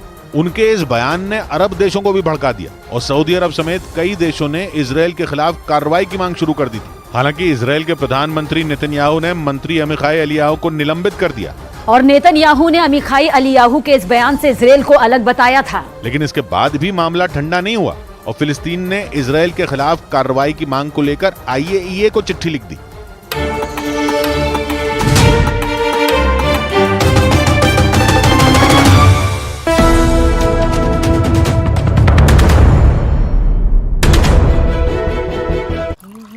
माँ, डेडलाइन तो मेरी है, तुम क्यों उठ गई इतनी जल्दी? मैं नहीं कर पाऊंगी ये सब अपने बच्चों के लिए। पहले ना मैं भी यही कहती थी। प्यार से चाय बनाते, प्यार से रिश्ते निभाते। वाघ बकरी चाय हमेशा रिश्ते बनाए। ये नया इंडिया, नए नजरिए का इंडिया जहां लोगों का नंबर 1 भरोसा बनता है वो जो उनके मुद्दे, उनकी आवाज निडर होकर उठाता है, लोगों की नंबर 1 पसंद बनता है वो जो सिर्फ रफ्तार नहीं जिम्मेदारी पर भी विश्वास रखता है। देश का नंबर 1 न्यूज चैनल बनता है वो जो देश हित और जनहित दोनों को सर्वोपरि समझता है। न्यूज़ 18 इंडिया, नए इंडिया का नया नंबर 1 न्यूज चैनल।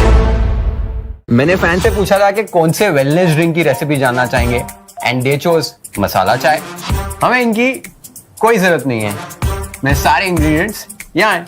7 मसालों की गुड लिस्ट जो बढ़ाए आपकी वेलनेस। परफेक्ट मसाला चाय अब कोई भी बना पाए। वाघ बकरी स्पाइस टी।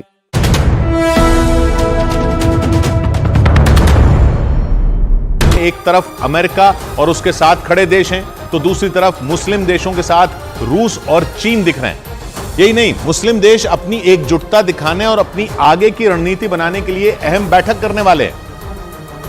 और सऊदी अरब में ही 57 मुस्लिम देशों के संगठन OIC की रविवार को बैठक होने वाली है जिसमें सभी मुस्लिम देश मिलकर इजराइल और हमास की जंग के मुद्दे पर अपनी रणनीति बनाएंगे। लेकिन इस अहम बैठक से पहले अरब देशों के विदेश मंत्रियों ने इस मुद्दे पर मंथन किया। यही नहीं, OIC के राष्ट्राध्यक्ष भी दोपहर को मीटिंग करने वाले हैं।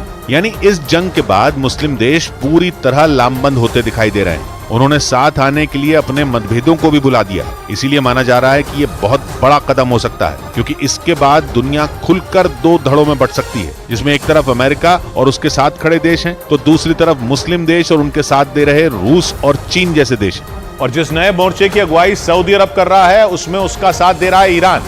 माना जा रहा है कि ईरान इस जंग में बड़ा खिलाड़ी है जो पहले से ही अमेरिका और इजराइल का सबसे बड़ा दुश्मन है। लेकिन इस जंग की शुरुआत के बाद अमेरिका और इजराइल ईरान पर और भड़क गए क्योंकि इन दोनों देशों का आरोप है कि हमास को भड़काने वाला कोई और नहीं बल्कि ईरान ही, और उसी के इशारे पर हमास के लड़ाकों ने 7 अक्टूबर को इजराइल के अलग अलग शहरों पर हमला कर पूरी दुनिया को दहला दिया था। क्योंकि ईरान और इजराइल के बीच लंबे वक्त से 36 का आंकड़ा है, जबकि अमेरिका भी उसे अपना बड़ा दुश्मन मानता है। माना जाता है कि अमेरिका और इजराइल के खिलाफ जितने भी चरमपंथी संगठन मौजूद हैं, उनकी मदद ईरान ही करता है। आरोप है कि पहले उसने हमास को उकसाया, उसके बाद हूथी लड़ाकों को जंग में उतार दिया, और अब वो हिजबुल्लाह की भी जंग में सीधी एंट्री करवाने की फिराक में है। यानी ईरान ने ऐसा खेल कर दिया कि फिलिस्तीन के नाम पर दुनिया के सभी मुस्लिम देश एकजुट हो गए। और ईरान का इस बार सऊदी अरब के साथ खड़े होना बड़ी बात है। इसे मुस्लिम देशों की अभूतपूर्व एकता की निशानी के तौर पर भी देखा जा रहा है, क्योंकि ईरान और सऊदी अरब के बीच दशकों से इस बात की होड़ थी कि मुस्लिम देशों में सबसे बड़ा नेता कौन है। वो दोनों खुद को मुस्लिम देशों का लीडर मानते थे। यही नहीं, उनमें शिया और सुन्नी मुद्दे पर भी विवाद था, क्योंकि ईरान जहां शिया बहुल देश है, तो सऊदी अरब में सुन्नी समुदाय के लोगों की आबादी ज्यादा है। इन्हीं सब वजहों से ईरान और सऊदी अरब एक दूसरे को देखना तक पसंद नहीं करते थे। हालांकि इसी साल चीन ने मध्यस्थता कर इन दोनों देशों की दोस्ती करा दी थी, लेकिन ये दोस्ती महज दिखावे के लिए थी, क्योंकि उसके बाद कभी भी उनमें बातचीत नहीं हुई। लेकिन इजराइल और हमास की जंग ने इन दो कट्टर दुश्मनों को भी एक साथ ला दिया, और अब तो ईरान भी सऊदी अरब में जंग के मुद्दे पर रविवार को होने वाली बैठक में शामिल होने वाला है। उम्मीद जताई जा रही है कि सऊदी अरब में OIC की होने वाली बैठक में ईरान के राष्ट्रपति इब्राहिम रईसी भी शामिल हो सकते हैं। और मुस्लिम देशों की ये एकता अचानक नहीं दिखी, बल्कि इन देशों की एकजुटता का रास्ता यूक्रेन जंग ने खोल दिया था। उसी जंग के बाद सऊदी अरब और अमेरिका में दूरियां बढ़ गई थी, जबकि ईरान और रूस साथ आए थे, क्योंकि पिछले साल यूक्रेन पर हमला करने के बाद रूस अलग थलग पड़ गया था। अमेरिका और यूरोपीय देशों ने रूस पर कड़े प्रतिबंध लगाकर उसे झुकाने की पूरी कोशिश की थी। लेकिन इस मुश्किल घड़ी में रूस को ईरान का साथ मिला, और जैसे जैसे यूक्रेन की जंग आगे बढ़ती गई, दोनों की दोस्ती भी गाढ़ी होती गई। ईरान ने अपने घातक ड्रोन देकर पुतिन की सेना की ताकत कई गुना बढ़ा दी। ईरान की तरह सऊदी अरब भी उस वक्त रूस के साथ ही खड़ा दिखा था। सऊदी अरब ने कच्चे तेल का उत्पादन घटाकर पूरी दुनिया में तेल की कीमतें गिरने नहीं दी थी, जिससे रूस को काफी फायदा पहुंचा था, क्योंकि रूस भी बड़े पैमाने पर तेल का उत्पादन करता है, और जंग के दौरान भी कई देश उससे तेल खरीद रहे थे। मतलब ये कि प्रतिबंध के बाद भी रूस का खजाना भर रहा था। यानी यूक्रेन जंग के दौरान ही रूस के बहाने ईरान और सऊदी अरब एक साथ दिखाई देने लगे थे, और अब वो दोनों ही अमेरिका के खिलाफ मुस्लिम देशों को लामबंद करने में जुटे हैं। और खबर है कि पर्दे के पीछे से उन्हें रूस और चीन का भी साथ मिल रहा है, क्योंकि चीन और रूस खुलकर गाजा में इजराइल के हमले का विरोध कर रहे हैं, और इस मुद्दे पर मुस्लिम देशों का साथ देते भी दिख रहे हैं। हालांकि रूस और चीन ने खुलकर कभी इसका ऐलान नहीं किया।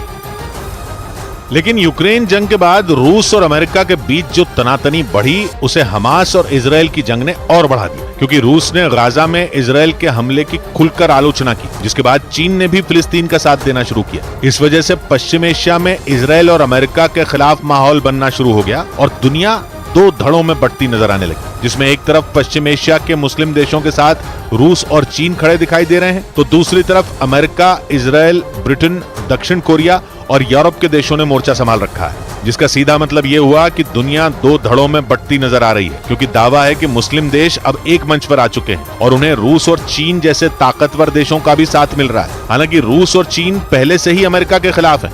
ऊपर से तुर्की ने मुस्लिम देशों से एकजुट होने की अपील कर अमेरिका की टेंशन बढ़ा दी, क्योंकि तुर्की एक नेटो देश है, और तुर्की का हमास के लिए समर्थन जुटाने का मतलब नेटो में फूट पड़ना है, वो भी तब जब अमेरिका को समर्थन की जरूरत सबसे ज्यादा हो। नेटो का सदस्य होने के बावजूद तुर्की ने अमेरिका और इजराइल के खिलाफ मोर्चा खोल दिया। तुर्की के राष्ट्रपति एर्दोआन ने सारे मुस्लिम देशों से एकजुट होने की अपील कर दी। उन्होंने ये तक कह दिया कि यूरोप में छोटी सी घटना पर एकजुटता दिखाने वाले देश गाजा पट्टी पर चुप है, जबकि वहां 11,000 लोगों की जान जा चुकी है। तुर्की के राष्ट्रपति की अपील अमेरिका के होश उड़ाने वाली है। तुर्की इससे पहले यूक्रेन जंग के दौरान भी अमेरिका की टेंशन बढ़ा चुका है। फिनलैंड और स्वीडन को नेटो का सदस्य बनाने के रास्ते में भी तुर्की महीनों तक अड़ंगा लगाए बैठा रहा, और अब गाजा पट्टी में चल रही जंग के मुद्दे पर तो तुर्की ने इजराइल के खिलाफ मोर्चा खोल दिया। तुर्की एक ताकतवर मुस्लिम देश है, जहाँ नेटो के परमाणु बमों के ठिकाने भी हैं। अगर तुर्की का साथ अमेरिका के खिलाफ खड़े हो रहे धड़े को मिल गया, तो अमेरिका के लिए ये बहुत बड़ा झटका होगा।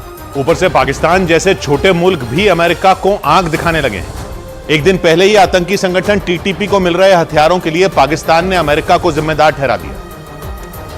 और ये साफ संकेत दे दिया कि वो भी अमेरिका के खिलाफ मोर्चा खोलने के लिए तैयार बैठा है। जबकि पाकिस्तान तो वो मुल्क है जो अमेरिका से मिले हथियारों के बूते ही ताकतवर होने का गुमान पालता है। कंगाली और बदहाली में जी रहे पाकिस्तान के लोग भी अमेरिका से खैरात की आस लगा रहे हैं, लेकिन इतनी बुरी हालत में भी पाकिस्तान ने अमेरिका पर बड़ा हमला बोल दिया। पाकिस्तान ने टीटीपी के हमलों के लिए अमेरिका को दोषी बता दिया। अमेरिका की सेना 2021 में अफगानिस्तान से निकली थी और दावा किया जाता है कि उस वक्त अमेरिका के बहुत सारे हथियार अफगानिस्तान में ही रह गए थे। पाकिस्तान आरोप लगा रहा है कि अमेरिका का वो गैर जिम्मेदाराना बर्ताव आतंकियों के हाथ मजबूत होने की वजह बन गया। इसीलिए अमेरिका के खिलाफ मुस्लिम देशों का एक मजबूत गठजोड़ बनता दिखने लगा। एक ऐसा गठजोड़ जिसमें शिया देश भी हैं और सुन्नी देश भी हैं, कमजोर देश भी हैं और ताकतवर देश भी हैं, बड़े देश।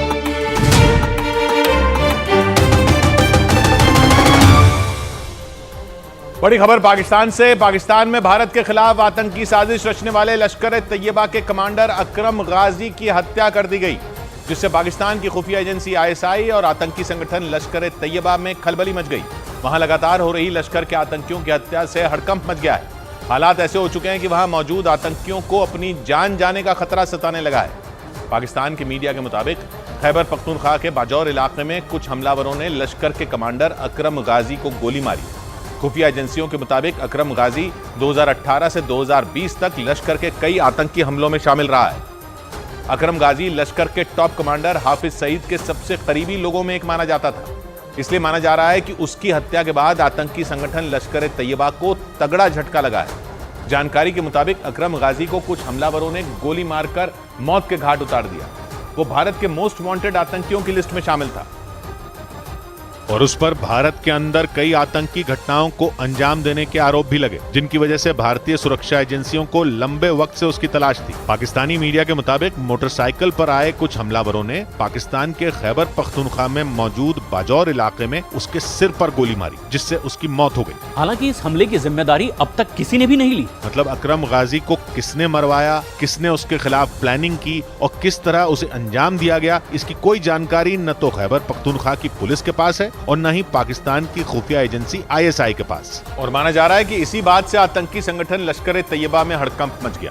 ऐसा इसलिए क्योंकि लश्कर तैयबा का ये कमांडर उसके सरगना हाफिज सईद का करीबी बताया जाता था और माना जाता है कि उसने कई साल तक हाफिज सईद के राइट हैंड की तरह काम किया। मतलब एक तरह से वो आतंकी संगठन लश्कर तैयबा के सबसे अहम लोगों में एक था, जिसे अचानक मोटरसाइकिल पर आए हमलावरों ने मौत के घाट उतार दिया। और इस घटना ने लश्कर के टॉप कमांडरों के भी होश उड़ा दिए, क्योंकि वो समझ ही नहीं पाए कि आखिर किसने उनके सबसे अहम कमांडरों में एक अकरम गाजी की इस तरह से हत्या कर दी। दावा किया गया कि इस हत्या के बाद पाकिस्तान से काम करने वाला आतंकी संगठन लश्कर तैयबा बुरी तरह बौखलाया हुआ है, क्योंकि वो इस गुत्थी को सुलझा ही नहीं पा रहा कि आखिर उसका दुश्मन है कौन। खबर तो ये भी है कि वो इस हमले के बाद पाकिस्तान की खुफिया एजेंसी ISI से भी भिड़ गया, क्योंकि ये बात तो सारी दुनिया जानती है कि पाकिस्तान में बैठे आतंकवादियों को पालने पोसने का काम वहां की खुफिया एजेंसी ISI ही करती है।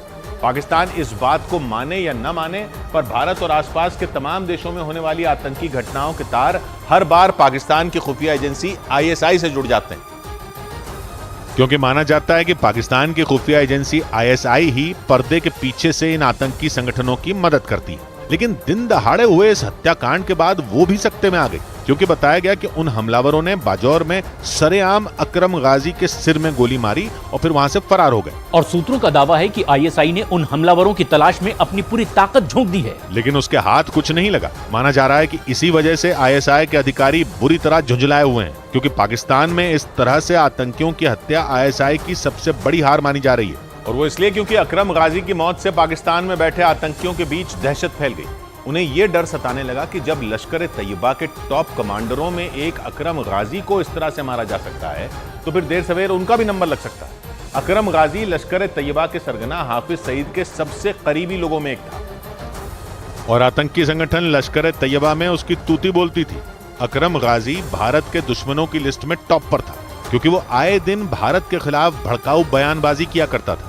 खुफिया एजेंसियों के पास मौजूद डेटा के मुताबिक अकरम गाजी ने 2018 से लेकर 2020 तक लश्कर तैयबा के कई आतंकी प्लान में अहम भूमिका निभाई थी। आरोप है कि वो लश्कर के लिए नए आतंकियों की भर्ती का काम देखा करता था। मतलब हाफिज सईद ने अपने इस करीबी कमांडर को लश्कर तैयबा को मजबूत करने का जिम्मा सौंपा था। और दावा है कि वो ही युवाओं को बरगलाने और उनका ब्रेन वॉश करने की जिम्मेदारी संभालता था। भारतीय सुरक्षा एजेंसियों के सूत्रों के मुताबिक पाकिस्तान से कश्मीर में आतंकियों की घुसपैठ भी अकरम गाजी के इशारे पर ही होती थी और इसीलिए उसकी मौत से पूरे पाकिस्तान में खौफ पसर गया, क्योंकि पिछले कुछ महीनों में पाकिस्तान में एक के बाद एक कई आतंकियों की हत्या हो चुकी है, जिससे वहां छिपे बैठे बाकी आतंकियों को भी अब जान जाने का डर सताने लगा, क्योंकि 3 महीने के अंदर वहां भारत के तीसरे दुश्मन की हत्या हो गई। पिछले महीने ही सियालकोट में आतंकी शाहिद लतीफ को गोली मार दी गई थी। वो 2016 में पठानकोट एयरबेस पर हुए हमले का मास्टरमाइंड था। इससे पहले 6 मई को लाहौर में कुछ लोगों ने खालिस्तान समर्थक परमजीत सिंह पंजवार को छलनी कर दिया था। वहीं 4 मार्च को मोस्ट वांटेड आतंकी सैयद नूर शलोबर पर भी गोलियां चली थी। इससे पहले 26 फरवरी को आतंकी संगठन अल बद्र के पूर्व कमांडर सैयद खालिद रजा को भी इसी तरह मार दिया गया था और 20 फरवरी को हिजबुल मुजाहिदीन के बशीर अहमद पीर पर भी फायरिंग की गई थी। मतलब पिछले 9 महीनों में पाकिस्तान में मौजूद कई आतंकियों को गोली मारकर मौत की नींद सुला दिया गया, जिससे वहां मौजूद आतंकी संगठन समेत पाकिस्तान की खुफिया एजेंसी ISI का भी सिर चकरा गया। और उसके पीछे की वजह इन हत्याओं का पैटर्न है। जानकारी के मुताबिक फरवरी से लेकर अब तक पाकिस्तान में जिन आतंकियों की हत्याएं हुई उन सबको एक ही तरीके से मौत के घाट उतारा गया। इसका मतलब यह हुआ कि सब के सब आतंकी एक ही प्लान के तहत मारे गए और इसी बात ने ISI का दिमाग घुमा कर रख दिया, क्योंकि फरवरी से अब तक मारे गए सभी आतंकियों की मौत एक ही तरह से हुई। पाकिस्तान के अलग अलग शहरों में मारे गए आतंकियों को अज्ञात हमलावरों ने गोली मारी। इन सभी घटनाओं में हमलावर मोटरसाइकिल से आए और फिर अपने टारगेट पर गोलियां बरसाकर वहां से फरार हो गए। और पाकिस्तान की खुफिया एजेंसी इन हमलावरों को पकड़ने में नाकाम साबित हुई, जबकि ISI के अधिकारी ये दावा करते हैं कि उनके एजेंट पाकिस्तान के चप्पे चप्पे पर मौजूद हैं। लेकिन पिछले 9 महीनों में एक ही प्लान के तहत पाकिस्तान में मौजूद आतंकियों के सफाये का ऑपरेशन जारी है, फिर भी पाकिस्तान की खुफिया एजेंसी इसका तोड़ निकालने में पूरी तरह फेल साबित हुई और माना जा रहा है कि इसी वजह से पाकिस्तान की खुफिया एजेंसी ISI बैकफुट पर आने को मजबूर हो गई। वहां के मीडिया का आरोप है कि ISI अपनी नाक के नीचे हो रही लगातार मौतों से पल्ला झाड़ने में लगी हुई है और उसकी कोशिश इन हत्याओं के बावजूद आंखें मूंदे रहने की है। पाकिस्तानी मीडिया के मुताबिक ISI इन हत्याओं को आपसी लड़ाई का नतीजा बता रही है। मतलब सीधे शब्दों में ISI का कहना है कि पाकिस्तान में पिछले 9 महीनों में मारे गए सभी आतंकी आपसी खून खराबे का शिकार बने और इसमें किसी और देश की सुरक्षा एजेंसियों का कोई लेना देना नहीं। हालांकि इस मामले में ISI की तरफ से पहले भी ये बयान दिया गया था कि वहां कुछ उपद्रवी संगठन गुरिल्ला वॉर पर उतर आए हैं। मतलब वो आपस में ही एक दूसरे को खत्म करने पर तुले हुए हैं, लेकिन उसकी इस सफाई में दम नजर नहीं आता, क्योंकि वहां मारे गए सभी आतंकी पाकिस्तान के पड़ोसी देशों की हिट लिस्ट पर थे। दूसरी बात यह कि उन सभी की हत्याओं का पैटर्न एक सा था। हालांकि ISI ये मानने के लिए राजी नहीं कि किसी ने उसकी नाक के नीचे उसकी आतंकी फैक्ट्री को तबाह करना शुरू कर दिया, क्योंकि अगर उसने ये बात मान ली तो फिर उस पर भी सवाल खड़े हो जाएंगे। बड़ी खबर आई पूर्वी एशिया से, वहां जंग का एक नया मैदान तैयार होता दिख रहा है। ऐसा इसलिए क्योंकि दक्षिण कोरिया ने दावा किया कि रूस और उत्तर कोरिया के बीच तगड़ी खेमेबंदी चल रही है। दावा किया गया कि पुतिन ने किम जोंग उन को स्पाई सैटेलाइट यानी जासूसी करने वाली सैटेलाइट बनाने के लिए रूस की तकनीक दे दी है और इस सैटेलाइट को बनाने में वो उत्तर कोरिया की भरपूर मदद कर रहे हैं। अगर उत्तर कोरिया ने यह सैटेलाइट बना ली तो उसके तीनों दुश्मनों अमेरिका, दक्षिण कोरिया और जापान के लिए बड़ी मुसीबत खड़ी हो जाएगी। इसलिए अमेरिका के विदेश मंत्री आनन फानन में दक्षिण कोरिया पहुंच गए ताकि दुनिया के इस इलाके में हालात अमेरिका के काबू में रहें, क्योंकि रूस और उत्तर कोरिया जैसे अमेरिका के दुश्मनों की गहरी होती दोस्ती उसके लिए बेहद घातक साबित हो सकती। और अभी अमेरिका बुरी तरह इजराइल और हमास की जंग में उलझा हुआ है। मगर इस बीच अमेरिका के दोस्त दक्षिण कोरिया ने यह चेतावनी देकर उसकी टेंशन और बढ़ा दी कि रूस उत्तर कोरिया को जासूसी करने वाली सैटेलाइट बनाने में मदद कर रहा है, क्योंकि स्पाई सैटेलाइट बनाकर किम जोंग उन सबसे पहले दक्षिण कोरिया और अमेरिका की ही जासूसी कर सकते हैं। और ऐसा हुआ तो अमेरिका और दक्षिण कोरिया की उत्तर कोरिया के खिलाफ सारी की सारी प्लानिंग धरी की धरी रह जाएगी। दक्षिण कोरिया के पास खुफिया जानकारी है कि रूस उत्तर कोरिया को जासूसी करने वाली सैटेलाइट बनाने और उसके लॉन्च में पूरी मदद दे रहा है। इसलिए दक्षिण कोरिया का अनुमान है कि उत्तर कोरिया बहुत जल्द अंतरिक्ष में अपनी सैटेलाइट लॉन्च करने वाला है और इस बार उसका वो हश्र नहीं होने वाला जो पिछली 2 बार हुआ, क्योंकि इस बार खुद पुतिन किम जोंग उन के कंधे पर हाथ रखकर खड़े हैं और रूस की सैटेलाइट तकनीक काफी आधुनिक है। उत्तर कोरिया ने इससे पहले 2 बार अपनी स्पाई सैटेलाइट लॉन्च करने की कोशिश की, एक बार मई में और फिर अगस्त में, लेकिन तकनीकी खराबी की वजह से दोनों बार उसका टेस्ट लॉन्च नाकाम रहा। लेकिन विशेषज्ञों का मानना है कि इस बार जब रूस उत्तर कोरिया की मदद कर रहा है तो जासूसी करने वाली किम जोंग उन की सैटेलाइट अंतरिक्ष में पहुंची जाएगी। दक्षिण कोरिया के दावों में इसलिए भी दम है क्योंकि किम जोंग उन और पुतिन की दोस्ती बढ़ती जा रही है। और 2 महीने पहले सितंबर में किम जोंग उन खुद पुतिन से मिलने के लिए रूस तक पहुंच गए थे, जहां पुतिन उन्हें वोस्तोचनी कस्मोद्रोम लेकर गए थे। वोस्तोचनी कस्मोद्रोम रूस का सबसे अहम सैटेलाइट लॉन्च सेंटर है। वहां रूस के लंबी रेंज के रॉकेटों और मिसाइलों का बेस है। किम को सैटेलाइट लॉन्च सेंटर दिखाते दिखाते पुतिन ने यह ऐलान तक कर दिया था कि वो उत्तर कोरिया की सैटेलाइट बनाने में मदद करेंगे। और अब दक्षिण कोरिया दावा कर रहा है कि उसके पास जानकारी है कि किम जोंग उनका स्पाई सैटेलाइट प्रोग्राम आखिरी स्टेज में है और कभी भी लॉन्च हो सकता है। और अगर उत्तर कोरिया ने जासूसी करने वाली सैटेलाइट बना ली तो उसके पड़ोसी दक्षिण कोरिया की तो आफत आ जाएगी, अमेरिका और जापान भी मुसीबत में पड़ जाएंगे, क्योंकि फिर दक्षिण कोरिया, जापान और अमेरिका के सैन्य ठिकानों में होने वाली एक एक हलचल की पल पल की जानकारी किम जोंग उन को सीधे मिल जाएगी। क्योंकि जासूसी करने वाली सैटेलाइट पृथ्वी की कक्षा में रहते हुए उसके चक्कर लगाती है और दुश्मन देश के हर अहम ठिकाने की तस्वीर खींचकर अपने देश को भेजती है। और दक्षिण कोरिया और जापान दोनों ही देशों में अमेरिका के सैन्य अड्डे हैं। ऐसे में अगर कल को जंग छिड़ गई तो किम जोंग उनको पता होगा कि अमेरिका, जापान या दक्षिण कोरिया में अपनी मिसाइल कहां गिरानी है और उत्तर कोरिया अपने मिसाइल प्रोग्राम को धार देने में लगा है। वो आए दिन मिसाइल टेस्ट पर मिसाइल टेस्ट करता रहता है। मतलब इजराइल और हमास की जंग की वजह से पूरी दुनिया की नजरें पश्चिम एशिया पर टिकी हैं, मगर जो पूर्वी एशिया फिलहाल फोकस में नहीं है, वहां साजिशों का ऐसा जाल बुना जा रहा है कि जंग का अगला बम वहीं फट सकता है। कोई छोटा मोटा बम नहीं, बल्कि परमाणु बम। क्योंकि रूस, उत्तर कोरिया और अमेरिका तीनों के पास परमाणु बम है। रूस के पास तो दुनिया में सबसे ज्यादा परमाणु बम है। उसके पास लगभग 6000 परमाणु हथियार बताए जाते हैं। अमेरिका का नंबर उसके बाद आता है, उसके पास 5500 से कुछ कम परमाणु बम है। और उत्तर कोरिया भी धड़ल्ले से परमाणु हथियार बनाने में लगा है। ऐसे में अगर किसी एक का भी दिमाग घूमा तो न्यूक्लियर वॉर छिड़ सकती है, यानी एशिया के पूर्व से तीसरे विश्व युद्ध का आगाज हो सकता है। क्योंकि दुनिया के इस कोने में खेमेबंदी बेहद तगड़ी हो गई। पहली टीम में अमेरिका, जापान और दक्षिण कोरिया, दूसरी टीम में उत्तर कोरिया के साथ रूस खड़ा हो गया। रूस की अमेरिका से भी लड़ाई है और जापान से भी दुश्मनी, और चीन तो पहले से ही उत्तर कोरिया के साथ। पहले खेमे में अकेले अमेरिका के पास ही परमाणु हथियार है। जापान और दक्षिण कोरिया के पास न्यूक्लियर बम नहीं है, लेकिन उत्तर कोरिया, रूस और चीन की टीम में तीनों के तीनों परमाणु बमों के मालिक हैं। इस वजह से अमेरिका, जापान और दक्षिण कोरिया के खिलाफ रूस, चीन और उत्तर कोरिया वाले दूसरे खेमे का पलड़ा भारी नजर आता है। मगर रक्षा विशेषज्ञों का मानना है कि रूस, चीन और उत्तर कोरिया की इस तिकड़ी को करीब लाने वाला भी अमेरिका ही है, क्योंकि दुनिया के 2 गुटों में बंटने का यह सारा खेल रूस और यूक्रेन की जंग से तेज हुआ। क्योंकि रूस के यूक्रेन पर हमला करते ही अमेरिका ताल ठोककर उसके साथ खड़ा हो गया था। उसने यूक्रेन को रूस से लड़ने के लिए एक से बढ़कर एक हथियार दिए। चीन पहले ही अमेरिका का दुश्मन है। ऐसे में अमेरिका का रूस के खिलाफ आग उगलना चीन को रूस के करीब ले गया और रूस और चीन की दोस्ती मजबूत हो गई। उत्तर कोरिया के साथ रूस के रिश्ते बढ़ने की वजह भी यही रही। ऊपर से अमेरिका और उसके साथी देशों ने रूस पर प्रतिबंध लगाकर उसके हथियारों की सप्लाई रोकने की कोशिश की, तो पुतिन ने किम जोंग उन से उम्मीद पाल ली। अमेरिका का दावा है कि उत्तर कोरिया लगातार रूस को गोला बारूद दे रहा है ताकि वो यूक्रेन में लड़ सके। माना जा रहा है कि उत्तर कोरिया से मिले उन हथियारों के बदले ही रूस उत्तर कोरिया की स्पाई सैटेलाइट बनाने में मदद कर रहा है। इसलिए अमेरिका के विदेश मंत्री एंटनी ब्लिंकन आगे की रणनीति तैयार करने के लिए दक्षिण कोरिया पहुंच गए।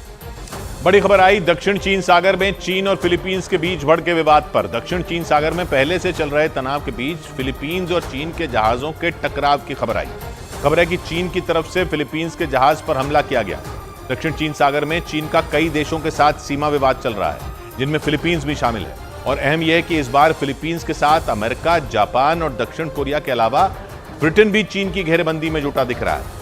ये सभी देश दक्षिण चीन सागर में जंग की तैयारियों में जुटे दिख रहे हैं और इन्होंने एक बड़ा अभ्यास शुरू किया है जो सीधे सीधे चीन को उकसाने वाला है, जिसका सीधा मतलब यह है कि समंदर में किसी भी वक्त नई जंग छिड़ सकती है, क्योंकि दक्षिण चीन सागर में एक बार फिर से चीन और फिलीपींस के बीच जंग की तलवारें खिंच गईं। खबर है कि दक्षिण चीन सागर में चीन और फिलीपींस के जहाज आमने सामने आ गए और फिलीपींस के मीडिया के मुताबिक दक्षिण चीन सागर में चीन के जहाजों से उसके देश के जहाजों पर हमले किए गए। फिलीपींस ने दावा किया कि उसके जहाजों पर खतरनाक तरीके से पानी की बौछारें की गई, जिससे उसके जहाजों के साथ बड़ी दुर्घटना भी हो सकती थी। फिलीपींस के मुताबिक उसके जहाजों पर हमला दक्षिण चीन सागर में मौजूद स्प्रैटली आइलैंड्स के पास किया गया, और दक्षिण चीन सागर में मौजूद स्प्रैटली आइलैंड्स उन विवादित हिस्सों में एक हैं जिन्हें चीन, ताइवान, वियतनाम और फिलीपींस अपना बताते हैं, लेकिन चीन अपनी ताकत के दम पर दूसरे देशों को दबाने की कोशिश करता है। इसी आइलैंड्स के करीब अपने जहाजों पर हुए हमले का विरोध फिलीपींस ने बीजिंग में अपने दूतावास के जरिए करा दिया। इसके साथ ही फिलीपींस के आरोप के बाद दक्षिण चीन सागर में दोनों देशों के बीच तकरार और ज्यादा बढ़ गई, और दक्षिण चीन सागर में चीन और फिलीपींस की भिड़ंत पहली बार नहीं हुई, बल्कि इससे पहले भी कई बार दोनों देशों के कोस्ट गार्ड की टक्कर हो चुकी है। फिलीपींस ने पिछले महीने ही आरोप लगाया था कि चीन के कोस्ट गार्ड के एक जहाज ने उसकी एक सप्लाई बोट पर जानबूझकर टक्कर मार दी थी, और उस समय हुई उस घटना के बाद दक्षिण चीन सागर में दोनों देशों के बीच तल्खी बढ़ गई थी। फिलीपींस ने उस वक्त हुई उस घटना का एक वीडियो भी जारी किया था, जिसमें चीन का एक जहाज फिलीपींस के एक जहाज के बिल्कुल करीब पहुंचता नजर आया था। उस दौरान दोनों जहाजों की टक्कर होते होते बची थी, और इससे पहले जुलाई महीने में भी चीन के कोस्ट गार्ड पर फिलीपींस के जहाज पर पानी की बौछार करने का आरोप लगा था, और उसके कुछ दिन बाद चीन ने बैरियर लगाकर फिलीपींस के मछुआरों को दक्षिण चीन सागर में घुसने से रोकने की कोशिश की थी। यानी चीन की इन हरकतों से साफ है कि वो दक्षिण चीन सागर में अपना प्रभुत्व बनाना चाहता है। वहीं समंदर में फिलीपींस के जहाजों से भिड़ंत के आरोपों पर चीन की सफाई भी सामने आई। चीन के कोस्ट गार्ड ने उल्टे फिलीपींस पर आरोप लगा दिया कि उसके जहाज अवैध तरीके से चीन के समुद्री सीमा में घुसने की कोशिश कर रहे थे, क्योंकि दक्षिण चीन सागर में मौजूद स्प्रैटली आइलैंड्स पर चीन अपना दावा जताता है, और जब फिलीपींस के जहाज स्प्रैटली आइलैंड्स के पास से गुजरने लगे तो उसने उसके जहाजों पर पानी की बौछार कर दी। चीन के कोस्ट गार्ड के मुताबिक फिलीपींस के माल ढोने वाले 2 जहाज और उसके कोस्ट गार्ड के 3 जहाज उसकी सीमा में घुसने की कोशिश कर रहे थे, जिसे पानी की बौछार करके रोक दिया गया। इसके साथ ही चीन के तटरक्षक बल ने फिलीपींस की कार्रवाई को उकसाने वाला बताया, और फिलीपींस से दोबारा ऐसी हरकत न करने की अपील भी की। यही नहीं, दक्षिण चीन सागर में हुई तकरार के बाद फिलीपींस ने चीन को सबक सिखाते हुए उसके रेल प्रोजेक्ट को रद्द कर दिया। फिलीपींस के मीडिया के मुताबिक वहां की सरकार ने इन प्रोजेक्ट के लिए फंडिंग रोक दी, और फिलीपींस के इस फैसले को दक्षिण चीन सागर में स्प्रैटली आइलैंड्स के पास दोनों देशों के बीच हुए तनाव से जोड़कर देखा गया। फिलीपींस के मीडिया के मुताबिक फिलीपींस की सरकार ने चीन की 3 रेल परियोजनाओं की फंडिंग रोक दी। फिलीपींस में ये रेल परियोजनाएं $490 करोड़ यानी भारतीय रुपयों में 40,000 करोड़ रुपए से ज्यादा की थी। यही नहीं, खबर यह भी है कि फिलीपींस ने सड़क निर्माण में भी चीन की कंपनियों पर प्रतिबंध लगा दिया, और फिलीपींस ने अपने यहाँ चल रही परियोजनाओं को पूरा करने के लिए एशियाई देशों के साथ चर्चा भी शुरू कर दी। यही नहीं, चीन से निपटने के लिए फिलीपींस ने अपनी सैन्य ताकत भी बढ़ानी शुरू कर दी, और उसकी ताकत बढ़ाने में उसे जापान से मदद मिल रही है। फिलीपींस की मीडिया के मुताबिक जापान ने फिलीपींस को कई रेडार सिस्टम भेजे, और दावा यह भी किया गया कि जापान से मिले ये रेडार कई मायनों में फिलीपींस के लिए फायदेमंद साबित हो सकते हैं, क्योंकि जापान के इस रेडार सिस्टम से फिलीपींस अपनी सीमा में आने वाले कई लड़ाकू विमानों और बैलिस्टिक मिसाइलों का पता लगा सकेगा। और जापान ने यह भी दावा किया कि इस रेडार का इस्तेमाल वो एयर सेल्फ डिफेंस के लिए कर भी रहा है। यही नहीं, जापान ने फिलीपींस की नौसेना के लिए भी एक रेडार सिस्टम दिया, जो फिलीपींस की समुद्री सीमा की निगरानी करने और उसकी सुरक्षा को मजबूत करने में मदद करेगा। जापान से रेडार सिस्टम के मिलने के बाद फिलीपींस दक्षिण चीन सागर में डटकर चीन को करारा जवाब दे सकता है, और चीन का मुकाबला करने के लिए फिलीपींस ने समंदर के अंदर युद्ध के अभ्यास की तैयारी शुरू कर दी। फिलीपींस के इस कोस्टल ड्रिल में उसके दोस्त अमेरिका और जापान समेत 5 देशों की नौसेना शामिल है, और समंदर में फिलीपींस की उसके दोस्त देशों के साथ ये ड्रिल चीन के लिए मुश्किल खड़ी कर सकती है, क्योंकि दक्षिण चीन सागर में चीन बार बार फिलीपींस को अपनी हेकड़ी दिखाने से बाज नहीं आ रहा। इसीलिए फिलीपींस दक्षिण चीन सागर में अपनी ताकत बढ़ाने में जुट गया, ताकि जरूरत पड़ने पर चीन को सबक सिखाया जा सके। समंदर के अंदर इस युद्धाभ्यास में फिलीपींस के साथ अमेरिका, जापान, दक्षिण कोरिया और ब्रिटेन की नौसेना शामिल है। फिलीपींस की नौसेना के मुताबिक इस अभ्यास का मकसद दक्षिण चीन सागर में उसकी ताकत को बढ़ाना है। इधर कारोबारी हफ्ते के आखिरी दिन बाजार मामूली बढ़त के साथ बंद हुआ। इस दौरान सेंसेक्स में 72 अंकों की तेजी रही। हालांकि आईटी और ऑटो सेक्टर के शेयरों पर दबाव रहा, लेकिन मेटल और रियल्टी के शेयरों में सबसे ज्यादा तेजी देखी गई। मिड कैप और स्मॉल कैप शेयरों का प्रदर्शन भी अच्छा रहा, जिससे बॉम्बे स्टॉक एक्सचेंज का सेंसेक्स 72 अंक चढ़कर 64,905 पर बंद हुआ, जबकि निफ्टी 30 अंकों की बढ़त के साथ 19,425 के स्तर पर पहुंच गया। और शेयर बाजार की खबर तो आपको कई जगह मिल जाएगी, लेकिन शेयर बाजार का एक्सपर्ट आपको बनाएगा सिर्फ मनी कंट्रोल प्रो। आप बड़े हैं जो कहते हैं ठीक है पर, आप बड़े हैं जो कहते हैं ठीक है पर साबुत मक्खी हम ना निगलने वाले। तो बात की एक बात कही कमलेश ने, ध्यान लगाकर सुनता उड़ने की बातें, लगता उसके पंख निकलने वाले। मिलते हैं सोमवार को, घड़ी जब इशारा करेगी 9 बजे रात का, और फिर होगा 100 बात की एक बात।